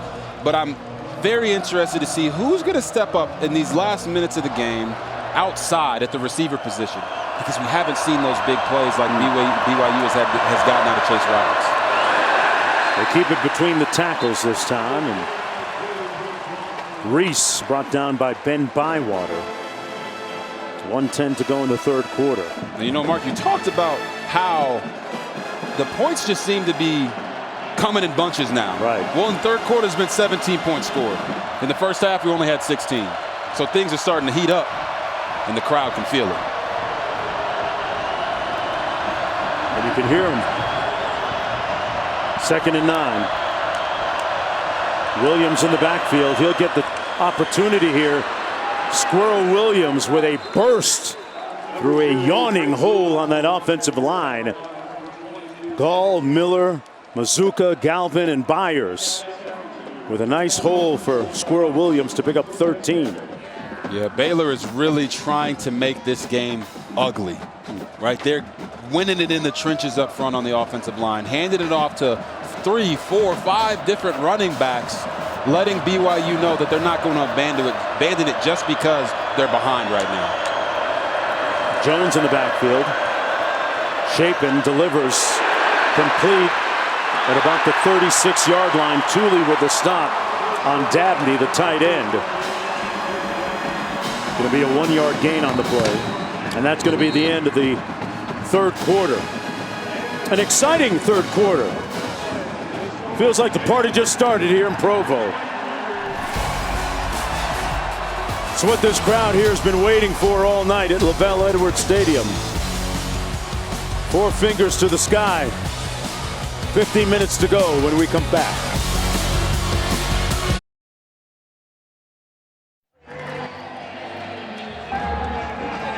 Welcome back, everyone, to ESPN College Football presented by Geico. 15 minutes to play here under the lights and a full moon at Lavelle Edwards Stadium. Baylor looking at 2nd and 9.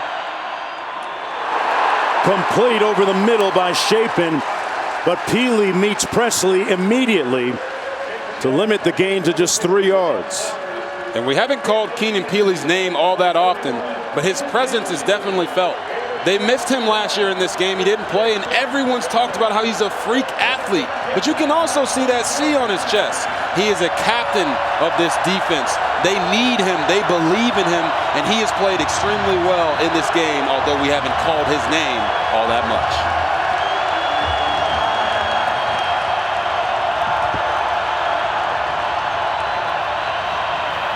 Chapin delivers a strike complete to his tight end, Ben Sims, and he moves the sticks across midfield on the 12-yard pickup. And Ben Sims is a leader of this Baylor offense as well, and team in general, and third down kind of runs through him. He was their leading receiver last week as far as receptions, and he's a security blanket. I walked past this guy at the hotel. I think he might be a little bit taller than 6'5". Oh. He is a giant. He makes first team all hotel lobby. He looks like that guy. 13:45 to go in the football game. Play clock is down to 5. Chapin hands it off, and Jones with a head of steam, still on his feet, a 13-yard gain, and another first down for Baylor. Man, Quaylon Jones is running like a man possessed right now.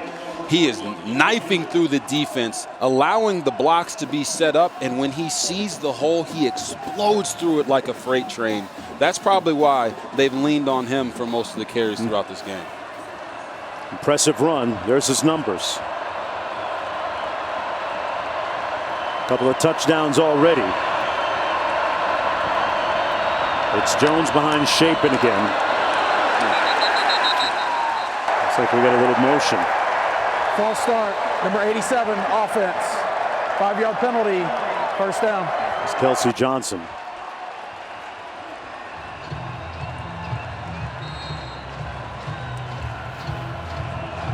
Great atmosphere here tonight at Lavelle Edwards Stadium. And the great thing is I'm hearing some songs I haven't heard in about 20 years too. Oh, you saying they need to update the playlist a little bit, Mark? First and 15. They run it into the boundary. Squirrel Williams upended. And they're going to mark it at about the 40-yard line. You ever heard somebody say, you know, when you're attacking something, you try to attack it in a way that it's death by 1,000 cuts? Yes. That's what I feel like Baylor's doing right now. They're saying we're going to stay committed to the running game.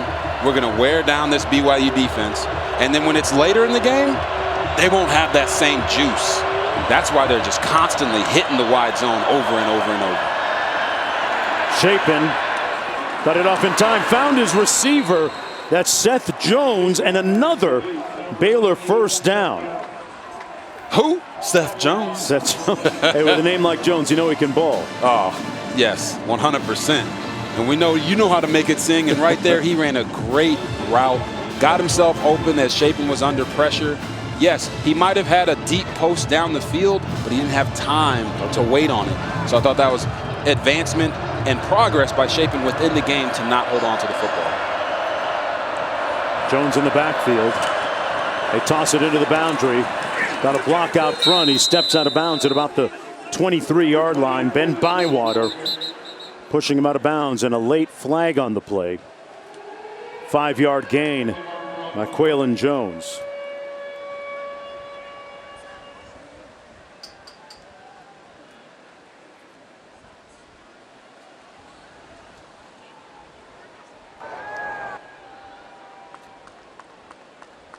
As we wait. Come on, Mr. Flag seemed to Ref. come after the play, almost maybe a dead ball. Personal foul, illegal block below the waist, number 15 of the defense. The penalty is going to be half the distance from the end of the run, automatic first down. Wow. Oh, wow. Correction, number 0. Robinson. Yeah, and you see it right here. Once again, it's the same play from earlier in the game with D'Angelo Mandel. When these offensive linemen or blockers are coming at you, you cannot cut them down anymore. The BYU coaches, I'm sure they've got on those players about that and understanding it. But sometimes it's instinct when you see these big dudes running. I was just going to ask you, how tough is it to unlearn that? It's the same. Years it's the same thing we've seen with the helmet hits and the targeting. Guys are so used to hit a guy hard, hit him with the helmet, they don't know how to take it out of their game. Squirrel Williams bouncing the outside, straight arm, and pushed out of bounds at about the 2-yard line. Let's go down to Quint. There's two things that work on that new call. Number one is physics. The offensive lineman weighs 300 pounds and he's moving in space. The corner weighs 180 pounds. The second is teaching. For decades, we've taught our corners to take the legs out of the pulling guard of the tackle. And so it's got to be unlearned. And that's difficult right now. After watching games today, we saw this call across the country. We've had 2 in this very game. Yeah, great point, Quinn. This offensive lineman got an advantage in that scenario. 2nd and 2. Jones. And a good surge up front, led by Keenan Peely. Talked about him being a very imperious force up front. Dynamic player. NFL scouts really like him. A loss of 1 on the play. 3rd and 3. Squirrel Williams back in the football game for the Bears.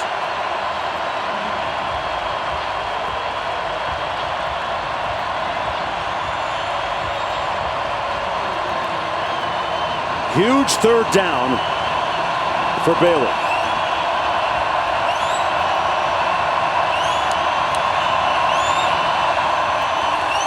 Shaping into the end zone. Room service.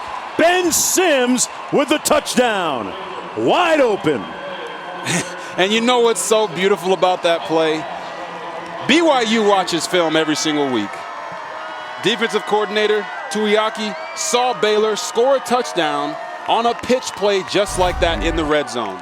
So what do? They fake the pitch, and Ben Sims slides in the back of the end zone very nicely, wide open. Those are the kind of throws we love as a quarterback. Just be wide open for us. We'll deliver the baby. Shapin was like, oh, you watch tape? I watch tape too. And we are knotted at 20. Sims with his first touchdown catch this season. Under a full moon in Provo. This old song used to say the freaks come out at night.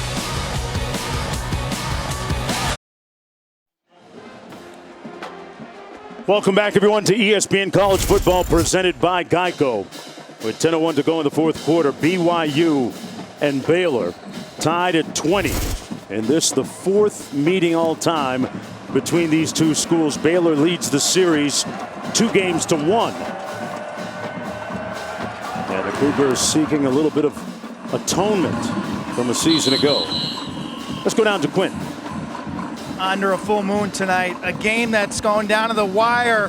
Oh, check out the fire. Oh my Lord. Don't want to end up in the fryer.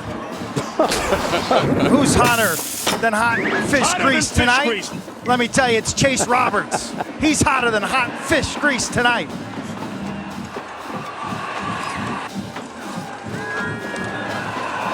Not to mention he threw a touchdown on this play as well. Chase has been on the case all night long, stepping up with 2 of their big-time receivers, Gunnar Romney and Puka Nacua, out. He's got 10 targets, 6 catches, 79 yards, and a touchdown. And, of course, that beautiful blooper. I call it a blooper. It hung in the air a little bit. God was looking out for him, making a nice play to Jaron Hall there. See what the response is here from Hall in the offense. Completes it to who else? Chase Roberts. Picks up about 6.5 on the play. Brought down by Mark Milton.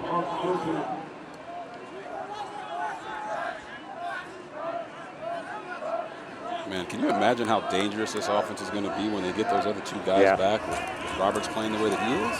Saw a little bit of it in the first game against South Florida. Nowhere to go that time for Brooks, so it's going to set up a 3rd down and a long 4, maybe 5 to go for BYU, trying to stay on the field here and seize back a little bit of the momentum in wake of that scoring drive by Baylor. Have you noticed BYU being more physical in this game? That was what they wanted to be intentional about. Yeah, I wouldn't say that they are physically dominating, but they are trying to match the physicality of Baylor, and it's paid dividends. It's a tied game in the 4th. This is exactly where they wanted to be at this point in the game, have a chance. Only 2 for 10 on 3rd down. Hall moving to his left, and that's going to be incomplete. They'll have to punt on 4th down and 4, intended for Katoa. We got a flag down, though.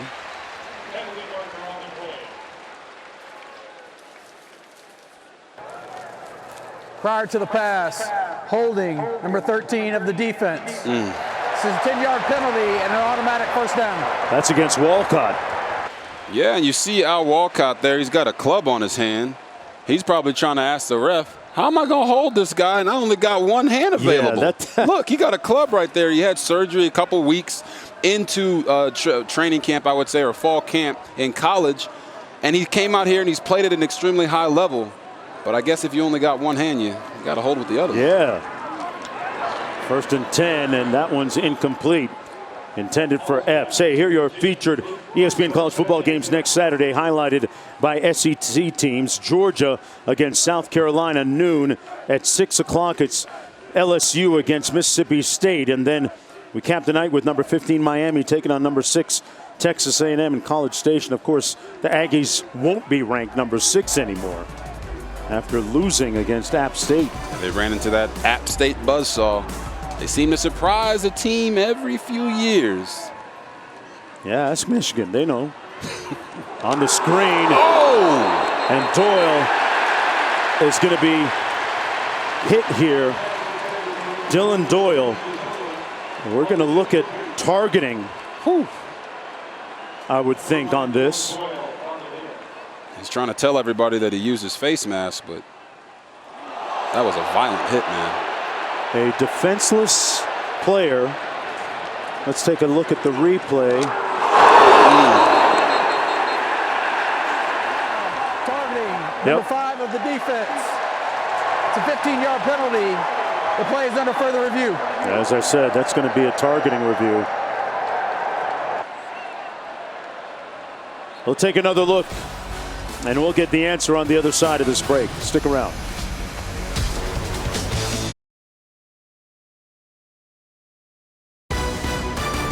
ESPN College Football is presented by Geico. Switch today and see all the ways you could save. Cougars flipping out over the fact that the penalty went their way on 3rd and 10. Here's a look at the play. Dylan Doyle called for targeting. They reviewed it. He's been ejected from the game. Talk about a player being defenseless. Launch. And remember, this year they've redefined the crown of the helmet.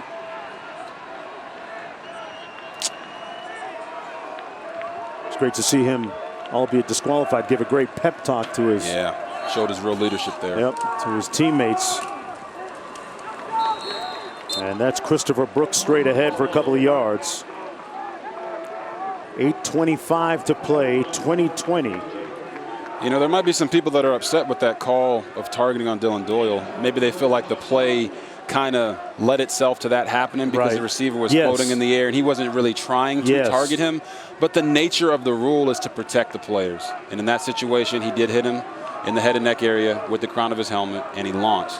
That's why he's sitting on the sideline now. But you can see right there, his attitude is, I'm not going to make it about me. It's about we. I'm going to cheer on my teammates. This is a very important game, and he's showing great leadership. Hull going to try and take off. Couple of moves. Oh, not enough sauce that time. Got trapped in the backfield, and he's going to lose about 3 yards on the play. Devin Neal wasn't buying any of it. Devin Neal brought him to his knees. The pursuit angles of both of these defenses have been phenomenal all night long. Effort has never been an issue. When the quarterback doesn't make a decisive decision to run or throw the ball, they are all over them. That's high-level football. Second sack of the night for Baylor. 4, meanwhile, for Coach Satake's defense. 3rd and long. They go empty. 5 receivers on the play. Hall complete, but short of the first down. Holker didn't get there. Was wrapped up immediately by Lemire. 4th down. Let's see how much further they've got to go. It's like about a long 2. Yeah, and it's sound like a broken record, but this is what offensive coordinator Aaron Roderick said they would do. 3rd and 11, play it smart. Don't be afraid to throw it short of the sticks. Give yourself a chance to go for it on 4th and 2 because they're a big CIA team, which means they follow the analytics. 4th and 2 right here, you should go for it because your chances of getting it are a lot higher. Oh, yeah! Oh, man. False start, number 71, offense. 5-yard penalty, 4th down. Well, the analytics now say you probably shouldn't go for it. Boy, Blake Freeman, the guy moving a little bit earlier. Oh, man. One of their best offensive linemen. A great athlete, basketball player back in high school. Q? Kalani Sitake, reminder, remember what he said about fundamentals. So this game will be decided ball security, tackling, and penalties. Yes. And to your point, Q, now they have that penalty. They're going to punt the ball here and give it back to Baylor. 6 minutes, 5 minutes left in the game. That's a crucial mistake by one of their best players. Their 6th penalty, Robert, for 49 yards total. And this one bounced into the end zone. It's going to come out. Didn't get there in time. 5:45 to go in the 4th quarter. Chapin with the ball and a potential defining moment for his young career.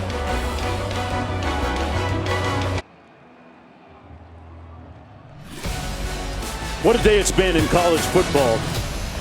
Alabama going into Texas and defeating the Longhorns in a thrilling comeback. And App State doing it again, this time upsetting Texas A&M 17-14. And Marshall defeating Notre Dame in South Bend, leaving a forlorn look etched across the countenance of their head coach, Marcus Freeman. Right here, 1st and 10 with 5:45 to go. Squirrel Williams with a gain of about 2 yards. Brought down by Fisher Jackson. And what do you know?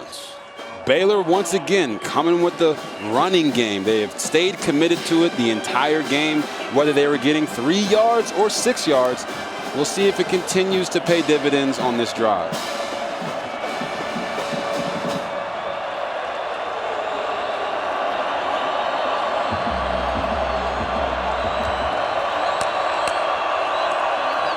Chapin's going to hand it off to Squirrel again.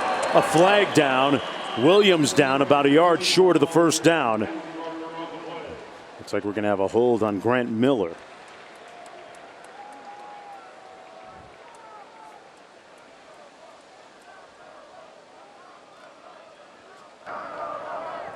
Holding, number 55, defense. 10-yard penalty added to the end of the run, automatic 1st down.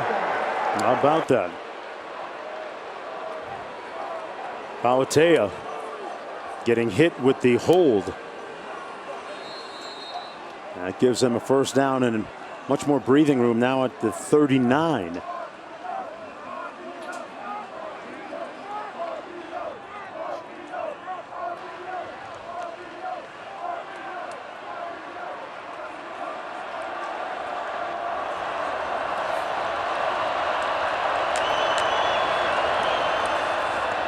This time it's going to be Reese. He'll get 2 on the left side of that offensive line. Running behind Mazuka and Connor Galvin. 4.5 minutes to go. Remember, we were told that Isaiah Hankins, the place kicker, has 52-yard range. He's got a career long of 48.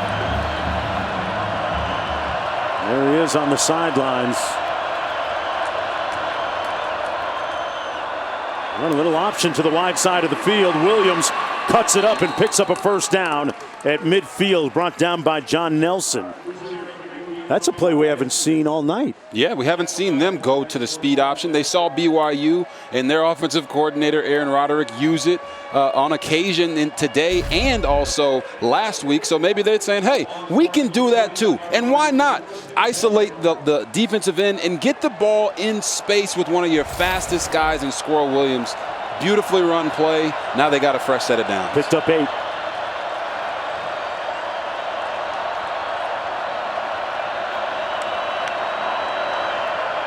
Williams again.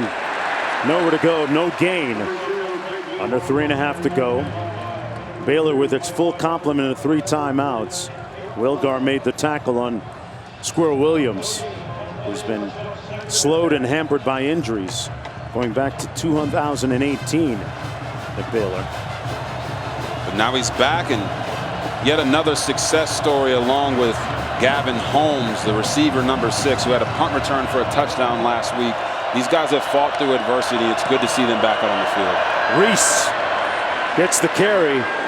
Man, there's some big hat-to-hat contact down there. 5-yard pickup. Tooley came with the hit on Reese. So like every time we say number 31, Max Tooley's name, he's hitting somebody extremely hard. And you're going to watch him again and flash on the running back. Woo!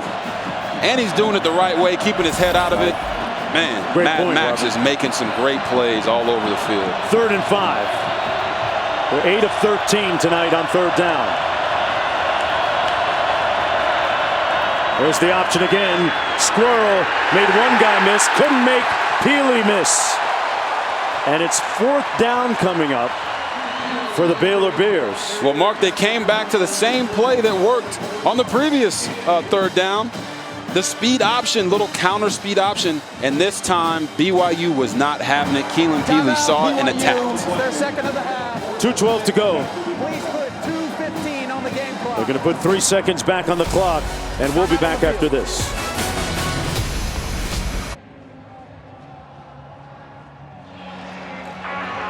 Thrilling finish coming up. And don't forget, after the game, it's SportsCenter from Los Angeles. Stan and Neil, how Nick Saban and Alabama avoided another loss to a former assistant from Bama. The luck of the Irish runs out in South Bend against App State. Plus, highlights and reaction from UFC 279 with Daniel Cormier. SportsCenter from Los Angeles next on ESPN and the ESPN app. Why does that guy have an Orlando Magic jersey on? I was just thinking the same thing. Penny Hardaway. Okay. 4th down, they're going to punt. Nose of the football down, end over end punt. Well done that time by Isaac Power. So with 2:08 to go, Jaron Hall, after that 37-yard punt, with a chance to lead his team at least to within field goal range and get his team into scoring position. Yeah, it's a prime moment for Jaron Hall to step up. You know, they say he's 20 of 30 tonight for 204 yards. You know, Mark, they either say you either die a hero or you live long enough to see yourself become the villain. This is an opportunity for him to be a hero, to avenge the loss from last year. It's 20 to 20, 2 minutes in the game. The offensive coordinator gets him an easy throw here to get in rhythm. Backed up against his goal line. There's the deep ball he's been working on, and it's incomplete. Intended for Chase Roberts. Boy. Man, that's why I said they needed to give him an easy throw to get him in rhythm, because now you're sitting at 2nd and 10. But that's a situation where they said, hey, we're going to go for the jugular. I like and the he call. Just missed it by a couple yards. Maybe too aggressive, but hey, can't win unless you try. Remember the text that Aaron Roderick sent him before the game, said, you're ready for this. You can do this. You don't have to be perfect. You don't have to do it all on your own. 2:01 to play. They go empty again. 5 receivers for Hall. And he's going to take out his do-it-yourself kit and pick up the first down. A scamper for 14 yards. And Mark, that's exactly why you spread the field out when you have a quarterback that can use his legs in a dynamic way. It gives him an opportunity to see the field, and right there they called a great quarterback draw to get a first down. From the 23. Got rid of it, complete, nowhere to go for Brooks. Brought down immediately right near the line of scrimmage. Tyrone Brown with a good open field tackle in pursuit. Man, that Baylor defensive line is not giving the quarterback any time to feel comfortable. 1:35 left in this game. It's crunch time, and their defensive line is saying, hey, we're going to take the pressure off of our guys on the back end. We know they might be young, but in this moment, we've got to get after the quarterback and make it easy. You see Siaki right there. They call him Apu. I saw his whole family at the hotel. Big family, about 20, 35 of them. Love it. And they are very excited. You know, this is where he's from, Salt Lake City. This is a big moment for him in the middle of that defense to make a play in front of people that he actually thought he was going to be playing in front of as he was recruited by BYU out of high school. Love to see it. 1:35 to go. What a day it's been in top 25 college football. Got two ranked teams here. And Notre Dame knocked off. Wisconsin knocked off against Washington State. App State got the $1.5 million, ran with it against Texas A&M, number 6. And Pittsburgh, Tennessee was a thrilling game as well. 2nd and 10 for Jaren Hall. Has time. Surveys and takes off again. Man, cut it upfield to get the first down. Great burst. Man, he popped the clutch and got the first down. Yes, he did. And this is when a quarterback's legs can really break down a defense. You're going to see this man right here, number 95, Gabe Hall. He is running for his life, and he can't get to the quarterback. That is demoralizing when you're a defensive player. And Jaren Hall is using his legs to perfection at the end of the game. You just see the clock. It continues to go down, but they're eating up yards. Look at him. Well, he talked about the white lips. Yeah. He got white lips and a white mouthpiece. He can't breathe right now. 1st and 10. 7-yard gain on that previous play. Anytime hands are on the hips, that's a big signifier. Well, you're sucking wind a little bit. Play clock at 15. Under a minute to go in the game.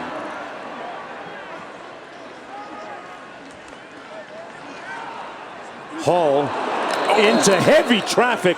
Almost picked off that time by number 13, Al Walcott. Who's been around the football a lot. He had a pick 6 last week as well. Yeah, we talked about Al Walcott, and you see him, he's got the club on his hand, got called for a holding penalty earlier in the game. But right there, he's probably saying, man, if I didn't have that little club on my hand, I could have ran this one back too. Oh, looks like it hit him right in the face mask, so the hands didn't even matter. Can't catch it with your face, though. 2nd and 10. Got to get into the field goal range, maybe, for Jake Oldroyd. Hall down the middle. Incomplete. And a flag. Matt Jones in on the coverage of Cosper.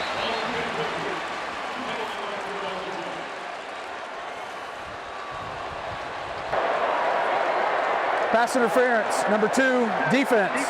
15-yard penalty from the previous spot. Automatic first down. Let's see what this looks like on the replay, Robert. Yeah, you got Matt Jones in coverage. It clearly looks like something happened that we couldn't see on the screen right there before this ball got in there. So you watch it right here once again. Yeah, Cosper was flailing. I'm not going to lie. That was a great. He sold that. Cosper sold that really well. But we didn't get to see what happened before that. Maybe he had bumped him off his route. But the acting certainly got that call for sure. 10 penalties against Baylor.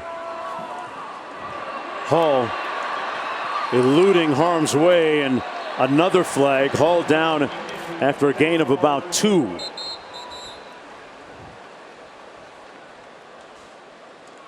Remember, Jake Oldroyd has 54-yard range. That's his career long.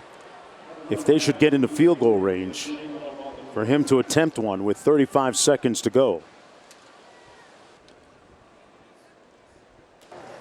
Holding, number 78, offense. 10-yard penalty from the previous spot. Still first down. So that's going to bring it back.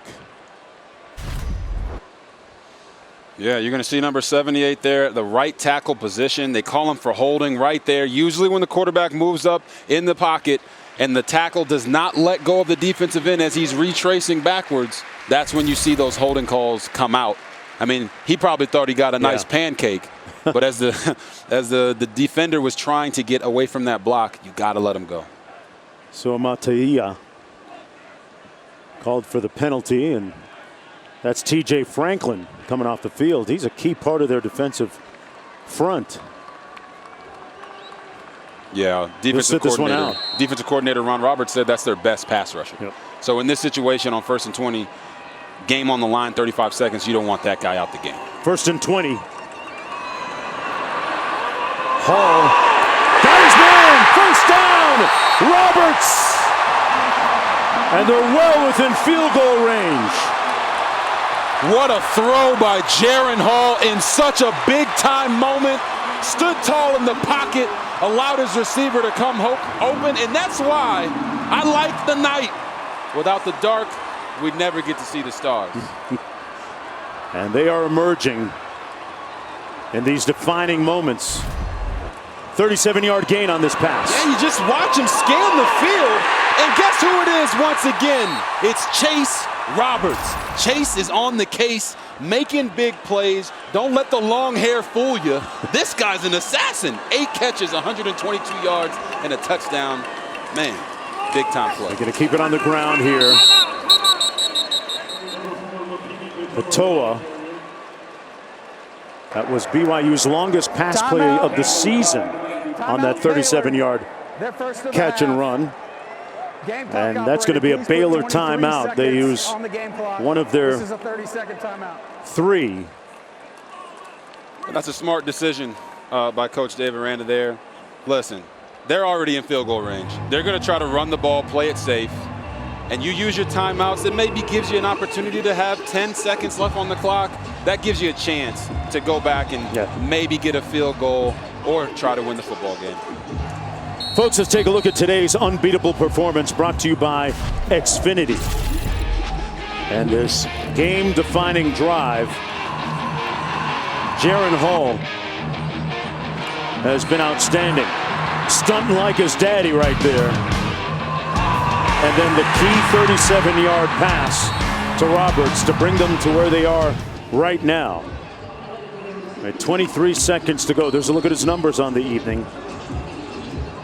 Mark, we talked about how Jaron Hall was going to have to put the team on his back. Sometimes that means dishing it out to your weapons, letting them go do what they do, like he did right there with Chase Roberts. But on this drive, he said, I'm going to use my legs to carry us to a potential victory. I think that's a big maturation for him. Sometimes you got to know when you're the best guy for the job, right? Exactly. And he's trying to prove that to everybody that he is right now. 11:45 local, 1:45 on the East Coast. It's the Big 12 after dark. Hall in a starring role into the end zone, throws it away. With 18 seconds to go, it'll be 3rd down and 9. Well within field goal range for number 39 right there, Jake Oldroyd. Yeah, smart decision there by Jaron Hall. He seems to have gotten better as the game has gone along. You don't want to put the ball in harm's way. It's either your guy or nobody. Baylor covered it down, throw it out of bounds. Oldroyd is 4 for 4 on the season. Remember that missed extra point earlier this game by Baylor. Hall going to do the same thing, the remix, throws it away. And here we go, 4th down, and in comes Jake Oldroyd for a potential game-winning field goal. The ball is on the 18. Would make it a 35-yard field goal from the left hash. As you said, Mark, well within his range. You try and call a timeout here, maybe ice him? 100%. Oldroyd, they're not going to, and he misses it! He shanked it to the left! He missed it! Oh my goodness! And under a full moon, strange things known to happen. A bewildered fan base, as well as head coach Sataki. For Jake Oldroyd, you either die a hero or you live long enough to become the villain. I for sure thought they would call a timeout to ice him. They didn't. Maybe he thought they were going to call a timeout too, and he had a practice kick. Wow. But wow. He missed that by a considerable margin when you consider the distance. And a cloak of silence here at Lavelle Edwards Stadium. We're heading to overtime, folks. After Jaron Hall led his team downfield, connecting with Chase Roberts on that key 37-yard pass and catch and run. A missed field goal from 35 yards out. A strange night and exasperation under a full moon in Provo. Back for more football.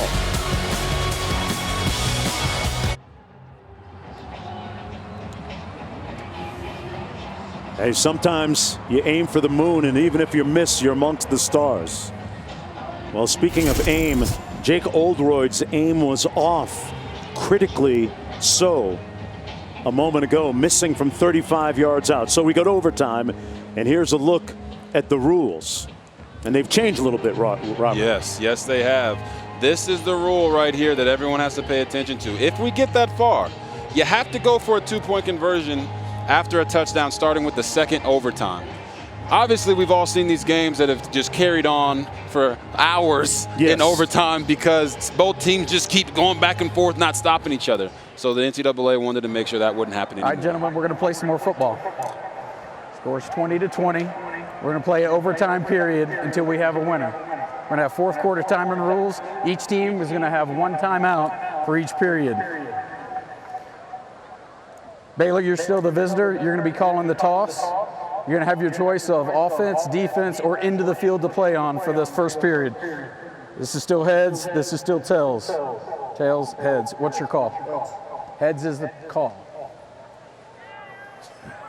It is tails.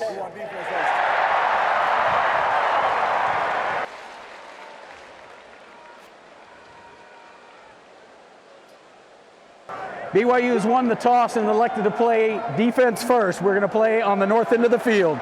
Shake hands, gentlemen. There it is. BYU will play on defense first. Baylor will start with the football in this first overtime period.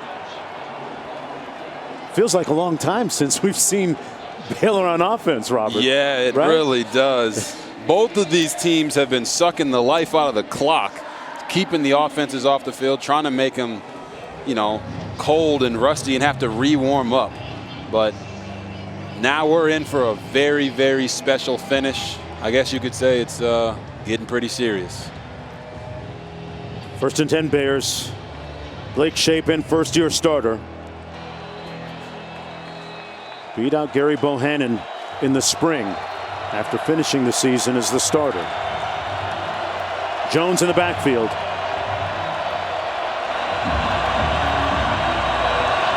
Looks like they've got a little communication issue. Now they get lined up. And it's going to be Jones. Picks up about 5 on the play, tackled by Fisher Jackson. See McWilliams, Jones, Squirrel Williams, Richard Reese. I mean, they've had a plethora of backs come in the game with fresh legs, none of them with 20 or 25 carries. And that could pay dividends here in overtime.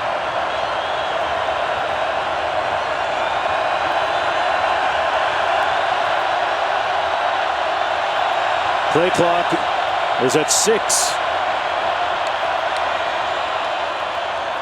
Shapen hands it off to Jones, trying the right side. It's going to set up a critical third and about 3 to go for the Bears. Great top 25 matchup here tonight.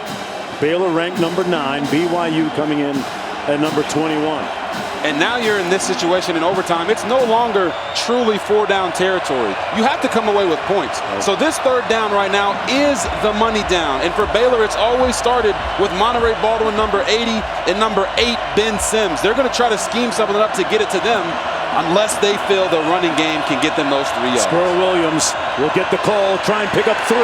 Gets to the edge, 3+. We got a flag down.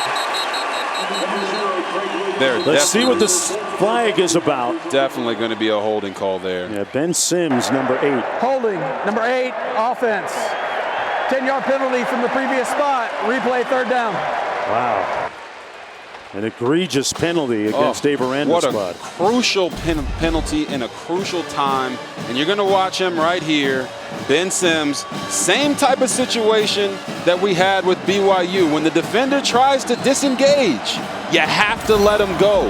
That ruins a really big run by Squirrel Williams and now puts Baylor behind the chains at 3rd and 13.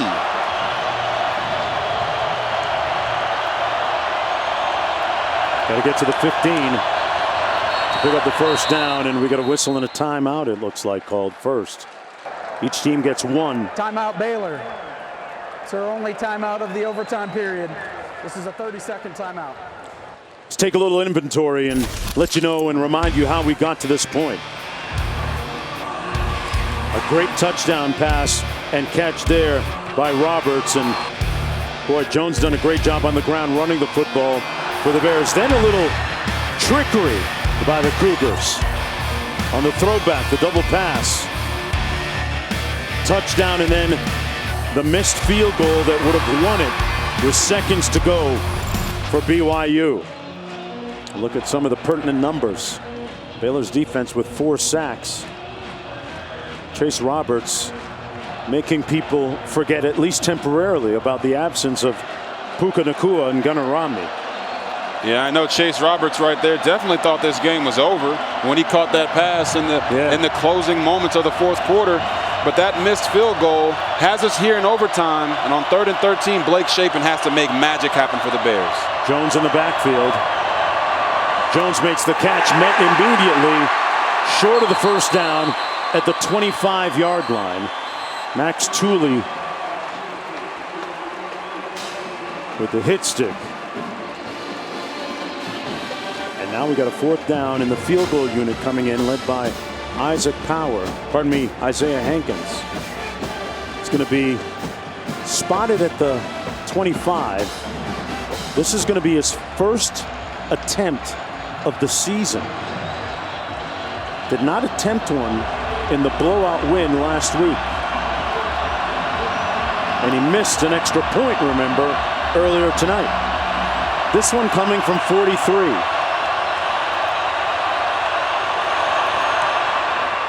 And he misses badly.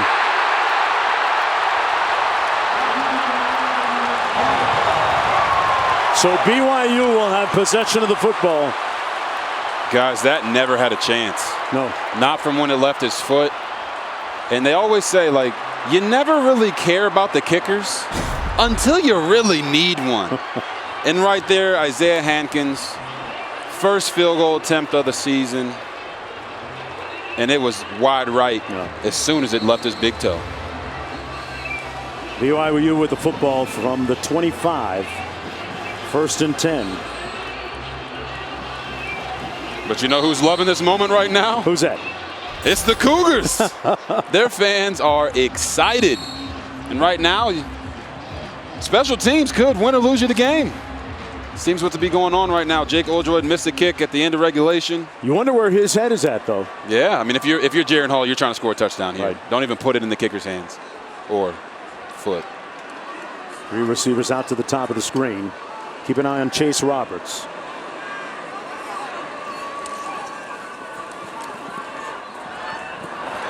And Hall wisely throws it out of bounds. Good pressure by T.J. Franklin. Remember, we saw him come off the field a moment ago. Good to see him back on. Know that he's healthy if you're Baylor. 2nd and 10.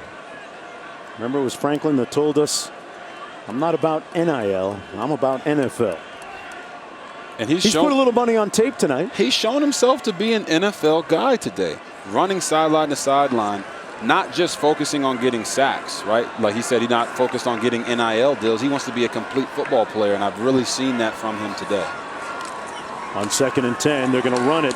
Brooks, nowhere to go. Stopped up right by the line of scrimmage by Apu. Well, right now it seems like the play calling doesn't seem to be that aggressive. So maybe they're not fazed by Jake Oldroyd missing that kick at the end of regulation. But I know me and you don't have quite as much confidence in him. But if you're BYU, you have to understand. If you're a BYU fan, you have to understand that in this moment, the worst thing that can happen is a turnover. At least if you have an opportunity to make the kick, you win the game. So they're not going to probably take any chances. They're going to put that in jeopardy. You said it. It looked like a conservative play call on that last one. From the 24. They're going to run it again. Brooks. And they put the ball in the middle of the field for Jake Oldroyd. And an opportunity for redemption, for atonement. And you know what, Mark? The interesting thing is that offensive coordinator Aaron Roderick told us that they needed to get Christopher Brooks 20 carries to win this game. He's only got 13. So let's see if they can win this game in a fashion that they never even imagined. Right. He missed earlier from 35 that would have won the game. This one coming from 37. Jake Oldroyd, the snap down, and he misses again from 37. This is perhaps at this point he might be bankrupt of confidence. I mean, that one missed by a lot as well. Mark, I'm not going to lie to you, man. I think now both of these coaches are thinking it's 4-down territory. Okay. They're not going to put it in the hands of these kickers because they're not making the field goals. Not exactly earning the coaches' trust collectively. And we're going to play another overtime period. Disbelief in the air.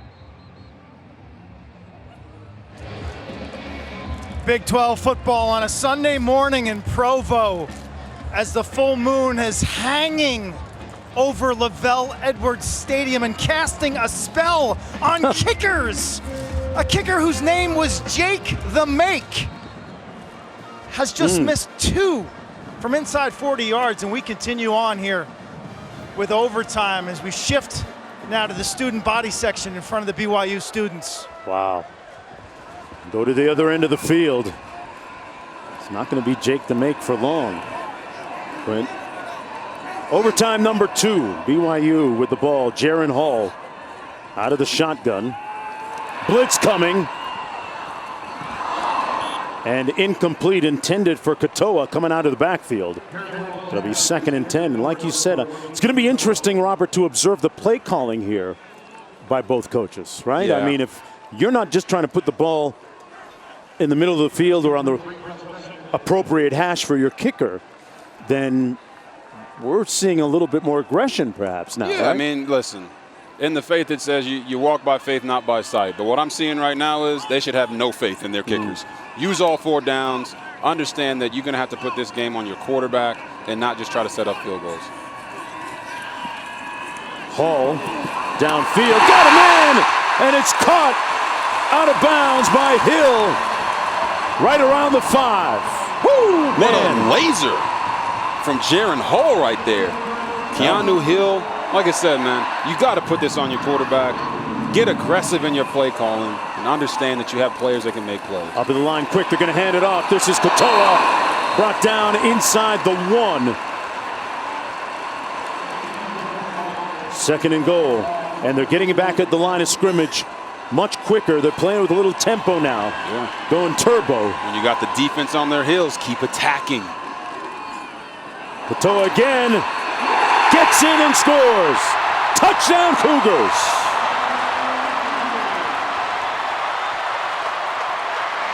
Remember, in the 2nd overtime, got to go for 2 points. Boy, tough run. Lopini Katoa. There's nothing flashy about that run. Lopini Katoa follows his offensive line, slices off the edge, gets into the end zone after he puts his shoulders down. He's not playing patty cake out there.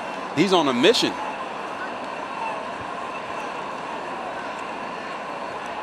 I see what you did there. He's not going anywhere for 2 years, though. He's right here, right now. And here's the 2-point conversion.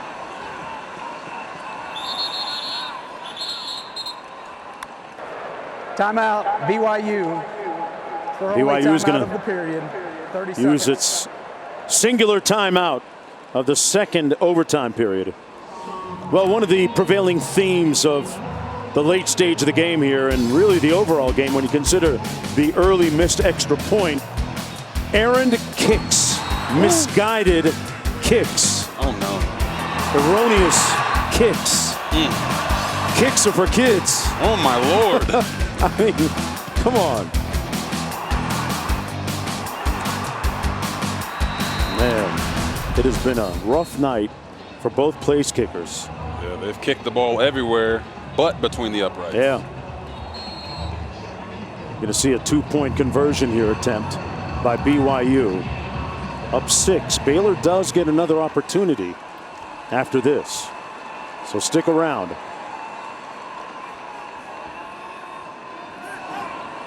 Holker in motion to the top of your screen. Hall looks that way, now rolls right. Into the end zone. Flag down, incomplete. Intended for Isaac Rex.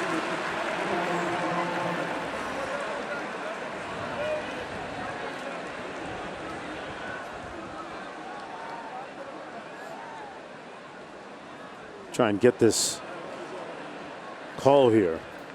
Prior to the pass, holding number 11, defense. Penalty will be enforced half the distance to the goal. We will retry. It's going to go against Lorando Johnson. Take another look. Yeah, you see it right here, Lorando Johnson. They do a little in and out pattern by the receiver, and Lorando once again gets caught with the wraparound. Yeah. You got to get your hands off his hips, man. When he dips, you can't dip with him. You got to let him go. So they move it a little bit closer. Hall under center on the fade. Incomplete. Dangerously almost intercepted by Johnson. Now, we'll say this about Lorando Johnson there. He just got hit with a penalty, and he didn't allow it to make him play conservatively. He stayed aggressive at the line of scrimmage with a guy in Isaac Rex who's 6'6", people. Lorando Johnson's 6 foot. He's got a 6-inch height advantage, and he just won that jump ball. Right. Big play by him. So now it's Baylor's turn. Blake Shapen will have possession of the football for the Bears at the 25-yard line, 1st down and 10. Quaylen Jones in the backfield. I'm led to believe, Mark, that you just can't hand it off every time here. You've got to allow Blake Shapen to make plays with his arm. They're going to run it to the right side of the formation. Jones with a 5-yard gain down to the 20-yard line. It'll be 2nd down.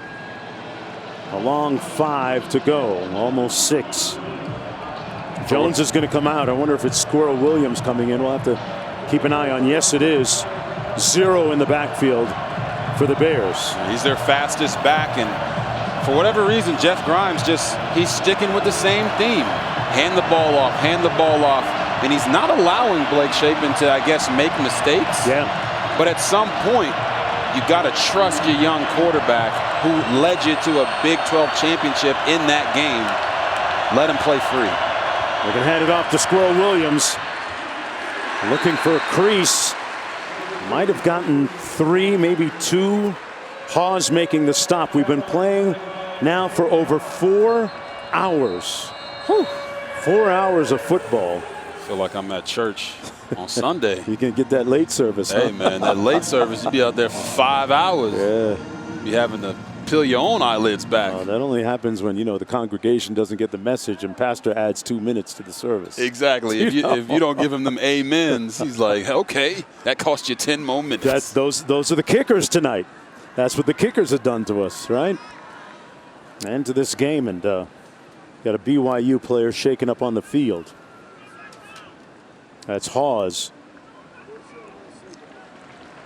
Good to see him get up.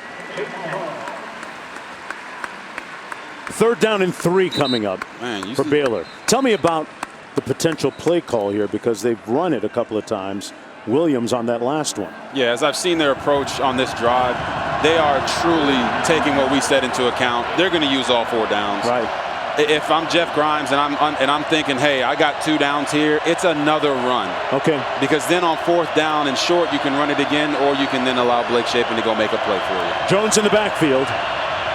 Sims in motion. Play fake. And the pass incomplete.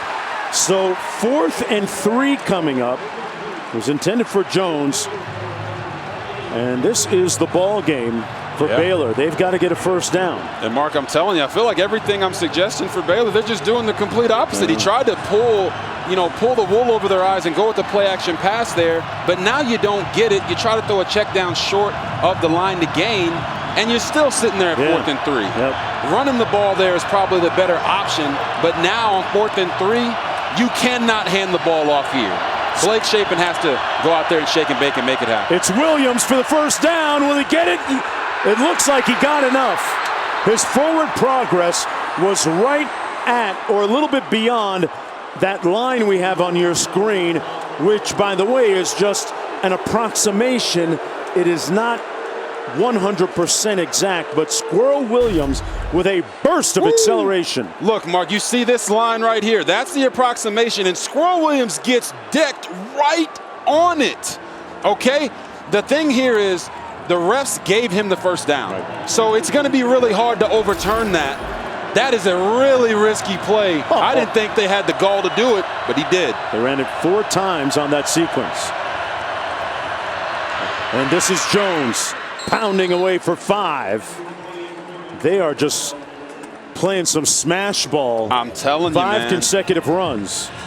Maybe something happened at halftime and they came out and said, listen, right now our quarterback is struggling with his decision making. We're going to hand the ball off. Quaylon Jones, Tay McWilliams, Richard Reese, Craig Williams, we're going to let them lead us to victory. That's extremely gutsy. You got to give Jeff Grimes credit because it did work out. Into the eyes of Squirrel Williams in the backfield. Williams on the right side of that offensive line. He's going to pick up 2. Ball came out, but he was down. Forward progress stopped. Wilgar making the tackle, the first one there for the Cougars. 3rd down and about 3. Yeah, another 3rd and short. There's no way he throws a play action pass here again on 3rd and short. Is there? Hey, it's a full moon, and some freaky things are happening. Jeff Grimes is making the calls, and he's doing it his way. Jones in the backfield. Jones straight ahead, 1st down. His forward progress will move the chains, and it'll be 1st and goal. Tough running. Man, they are grinding on him, Mark. What do we got? I think I'm counting 7, 8 consecutive running plays now. Man. Squirrel Williams back in on 1st and goal. Jeff Grimes did tell us. Score a touchdown, remember. He did tell us that the O-line and tight ends have to produce this week. I'm just guessing we didn't know that it was going to be this many running plays. Williams, nowhere to go. Falling forward, and not sure they're going to even say that he gained a yard. Mariner making the stop. No gain on the play. 2nd and goal coming up. Williams comes out. Jones comes in. That's been the rotation in this 2nd overtime period. Remember, Baylor must score and then go for 2 if they do. Baylor has run the ball 50 times this game. 50. Talk about believing in your offensive line. Holy cow. Presley split to the bottom of your screen. Jones to the top of your screen. Clock down to 2.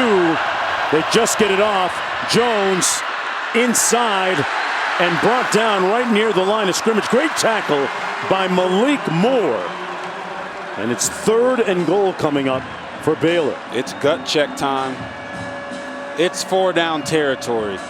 3rd and goal. If you're BYU, everything you've got, you got to use it here to try to stop whatever Baylor is trying to do to you. Josh Fleeks, Robert, in for the first time tonight. Number 21 at running back. Wow. In the second overtime, getting his first rep. That's him right there. Josh Fleeks. They're going to motion him out. He used to be a receiver, so keep eyes on him. Chapin into the end zone. Incomplete. Flag down. False start, looks like. False start, number 76, offense. 5-yard penalty, 3rd down. So they'll play the down at 3rd down coming up. Yeah, if I'm being honest, guys, you see 76 right here with the false start. That's probably the best thing that ever happened to him. Because honestly, the losing of the yards, yeah, that's not great. Right. But it was going to be 4th and goal there. Blake Chapin had Josh Fleeks in the end zone, wide open. Yeah. But when you haven't thrown a pass, it feels like for 3 years. I was going to ask you, does he lose some rhythm? Yeah, I mean, you're not in rhythm at all because you've been turning around handing the ball off for the majority of the second half. Well, you feel like they brought Fleeks in for that one play and they blew it with the penalty.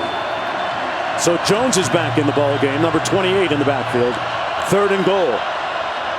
Chapin fires a strike down to the 7, complete to Seth Jones, and it'll be 4th and goal. They must score a touchdown or else BYU wins. Micah Harper wrapping him up on the stop.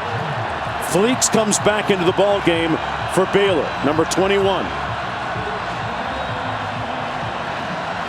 If you're Baylor, you got to get the ball to your best player. Your best player in this situation is number 80, Monterey Baldwin. It's not even on the field. Chapin out of the shotgun, and we got more linen on the field.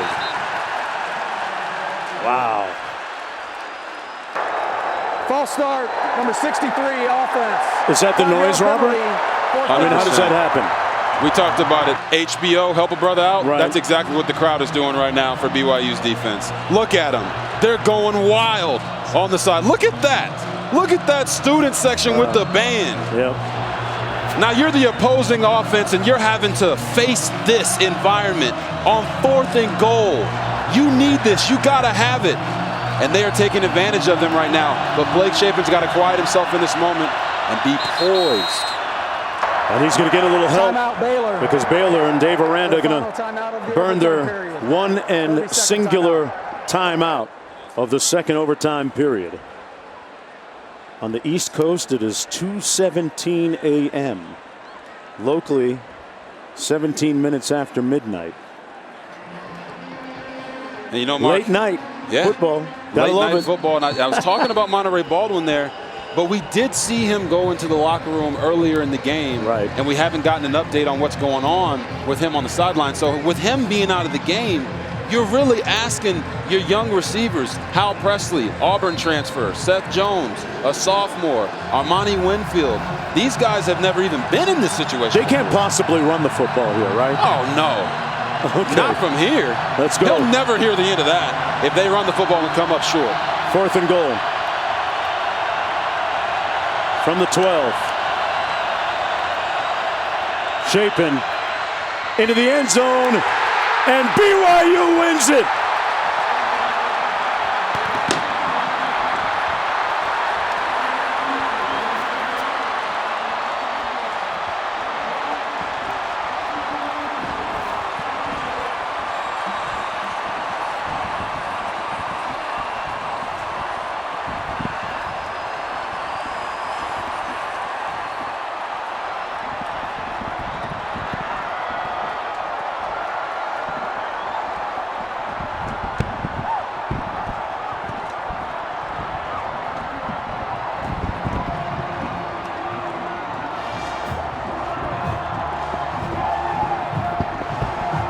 An overflow of celebration and jubilation here at Lavelle Edwards Stadium.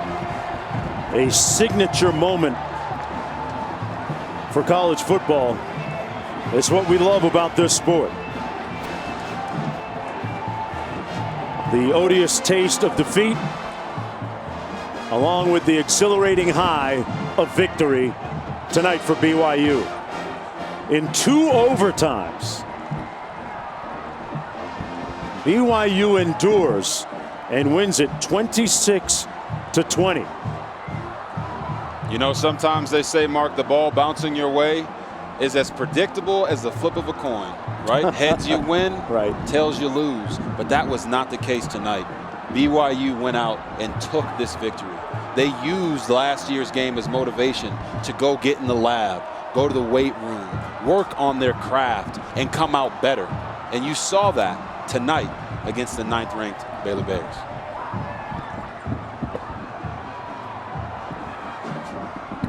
You think about some of the defining moments tonight, and the one that really comes to mind is that 37-yard pass from Jaron Hall to Chase Roberts.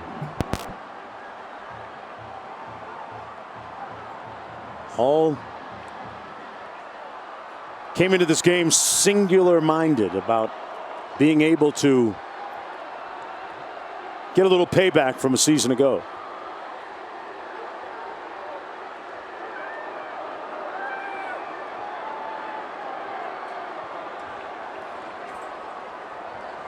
And what a scene down on that field. Oh, man. I'm not sure where Quint Kesnick is right now. He's probably, but I know that he's probably using some of his strength training through his lacrosse days to get to an interview. I think he's eating a cougar tail. No. Q, you good down there with the head coach? Mark, we're in this mass of bodies. Coach, how do you describe this scene?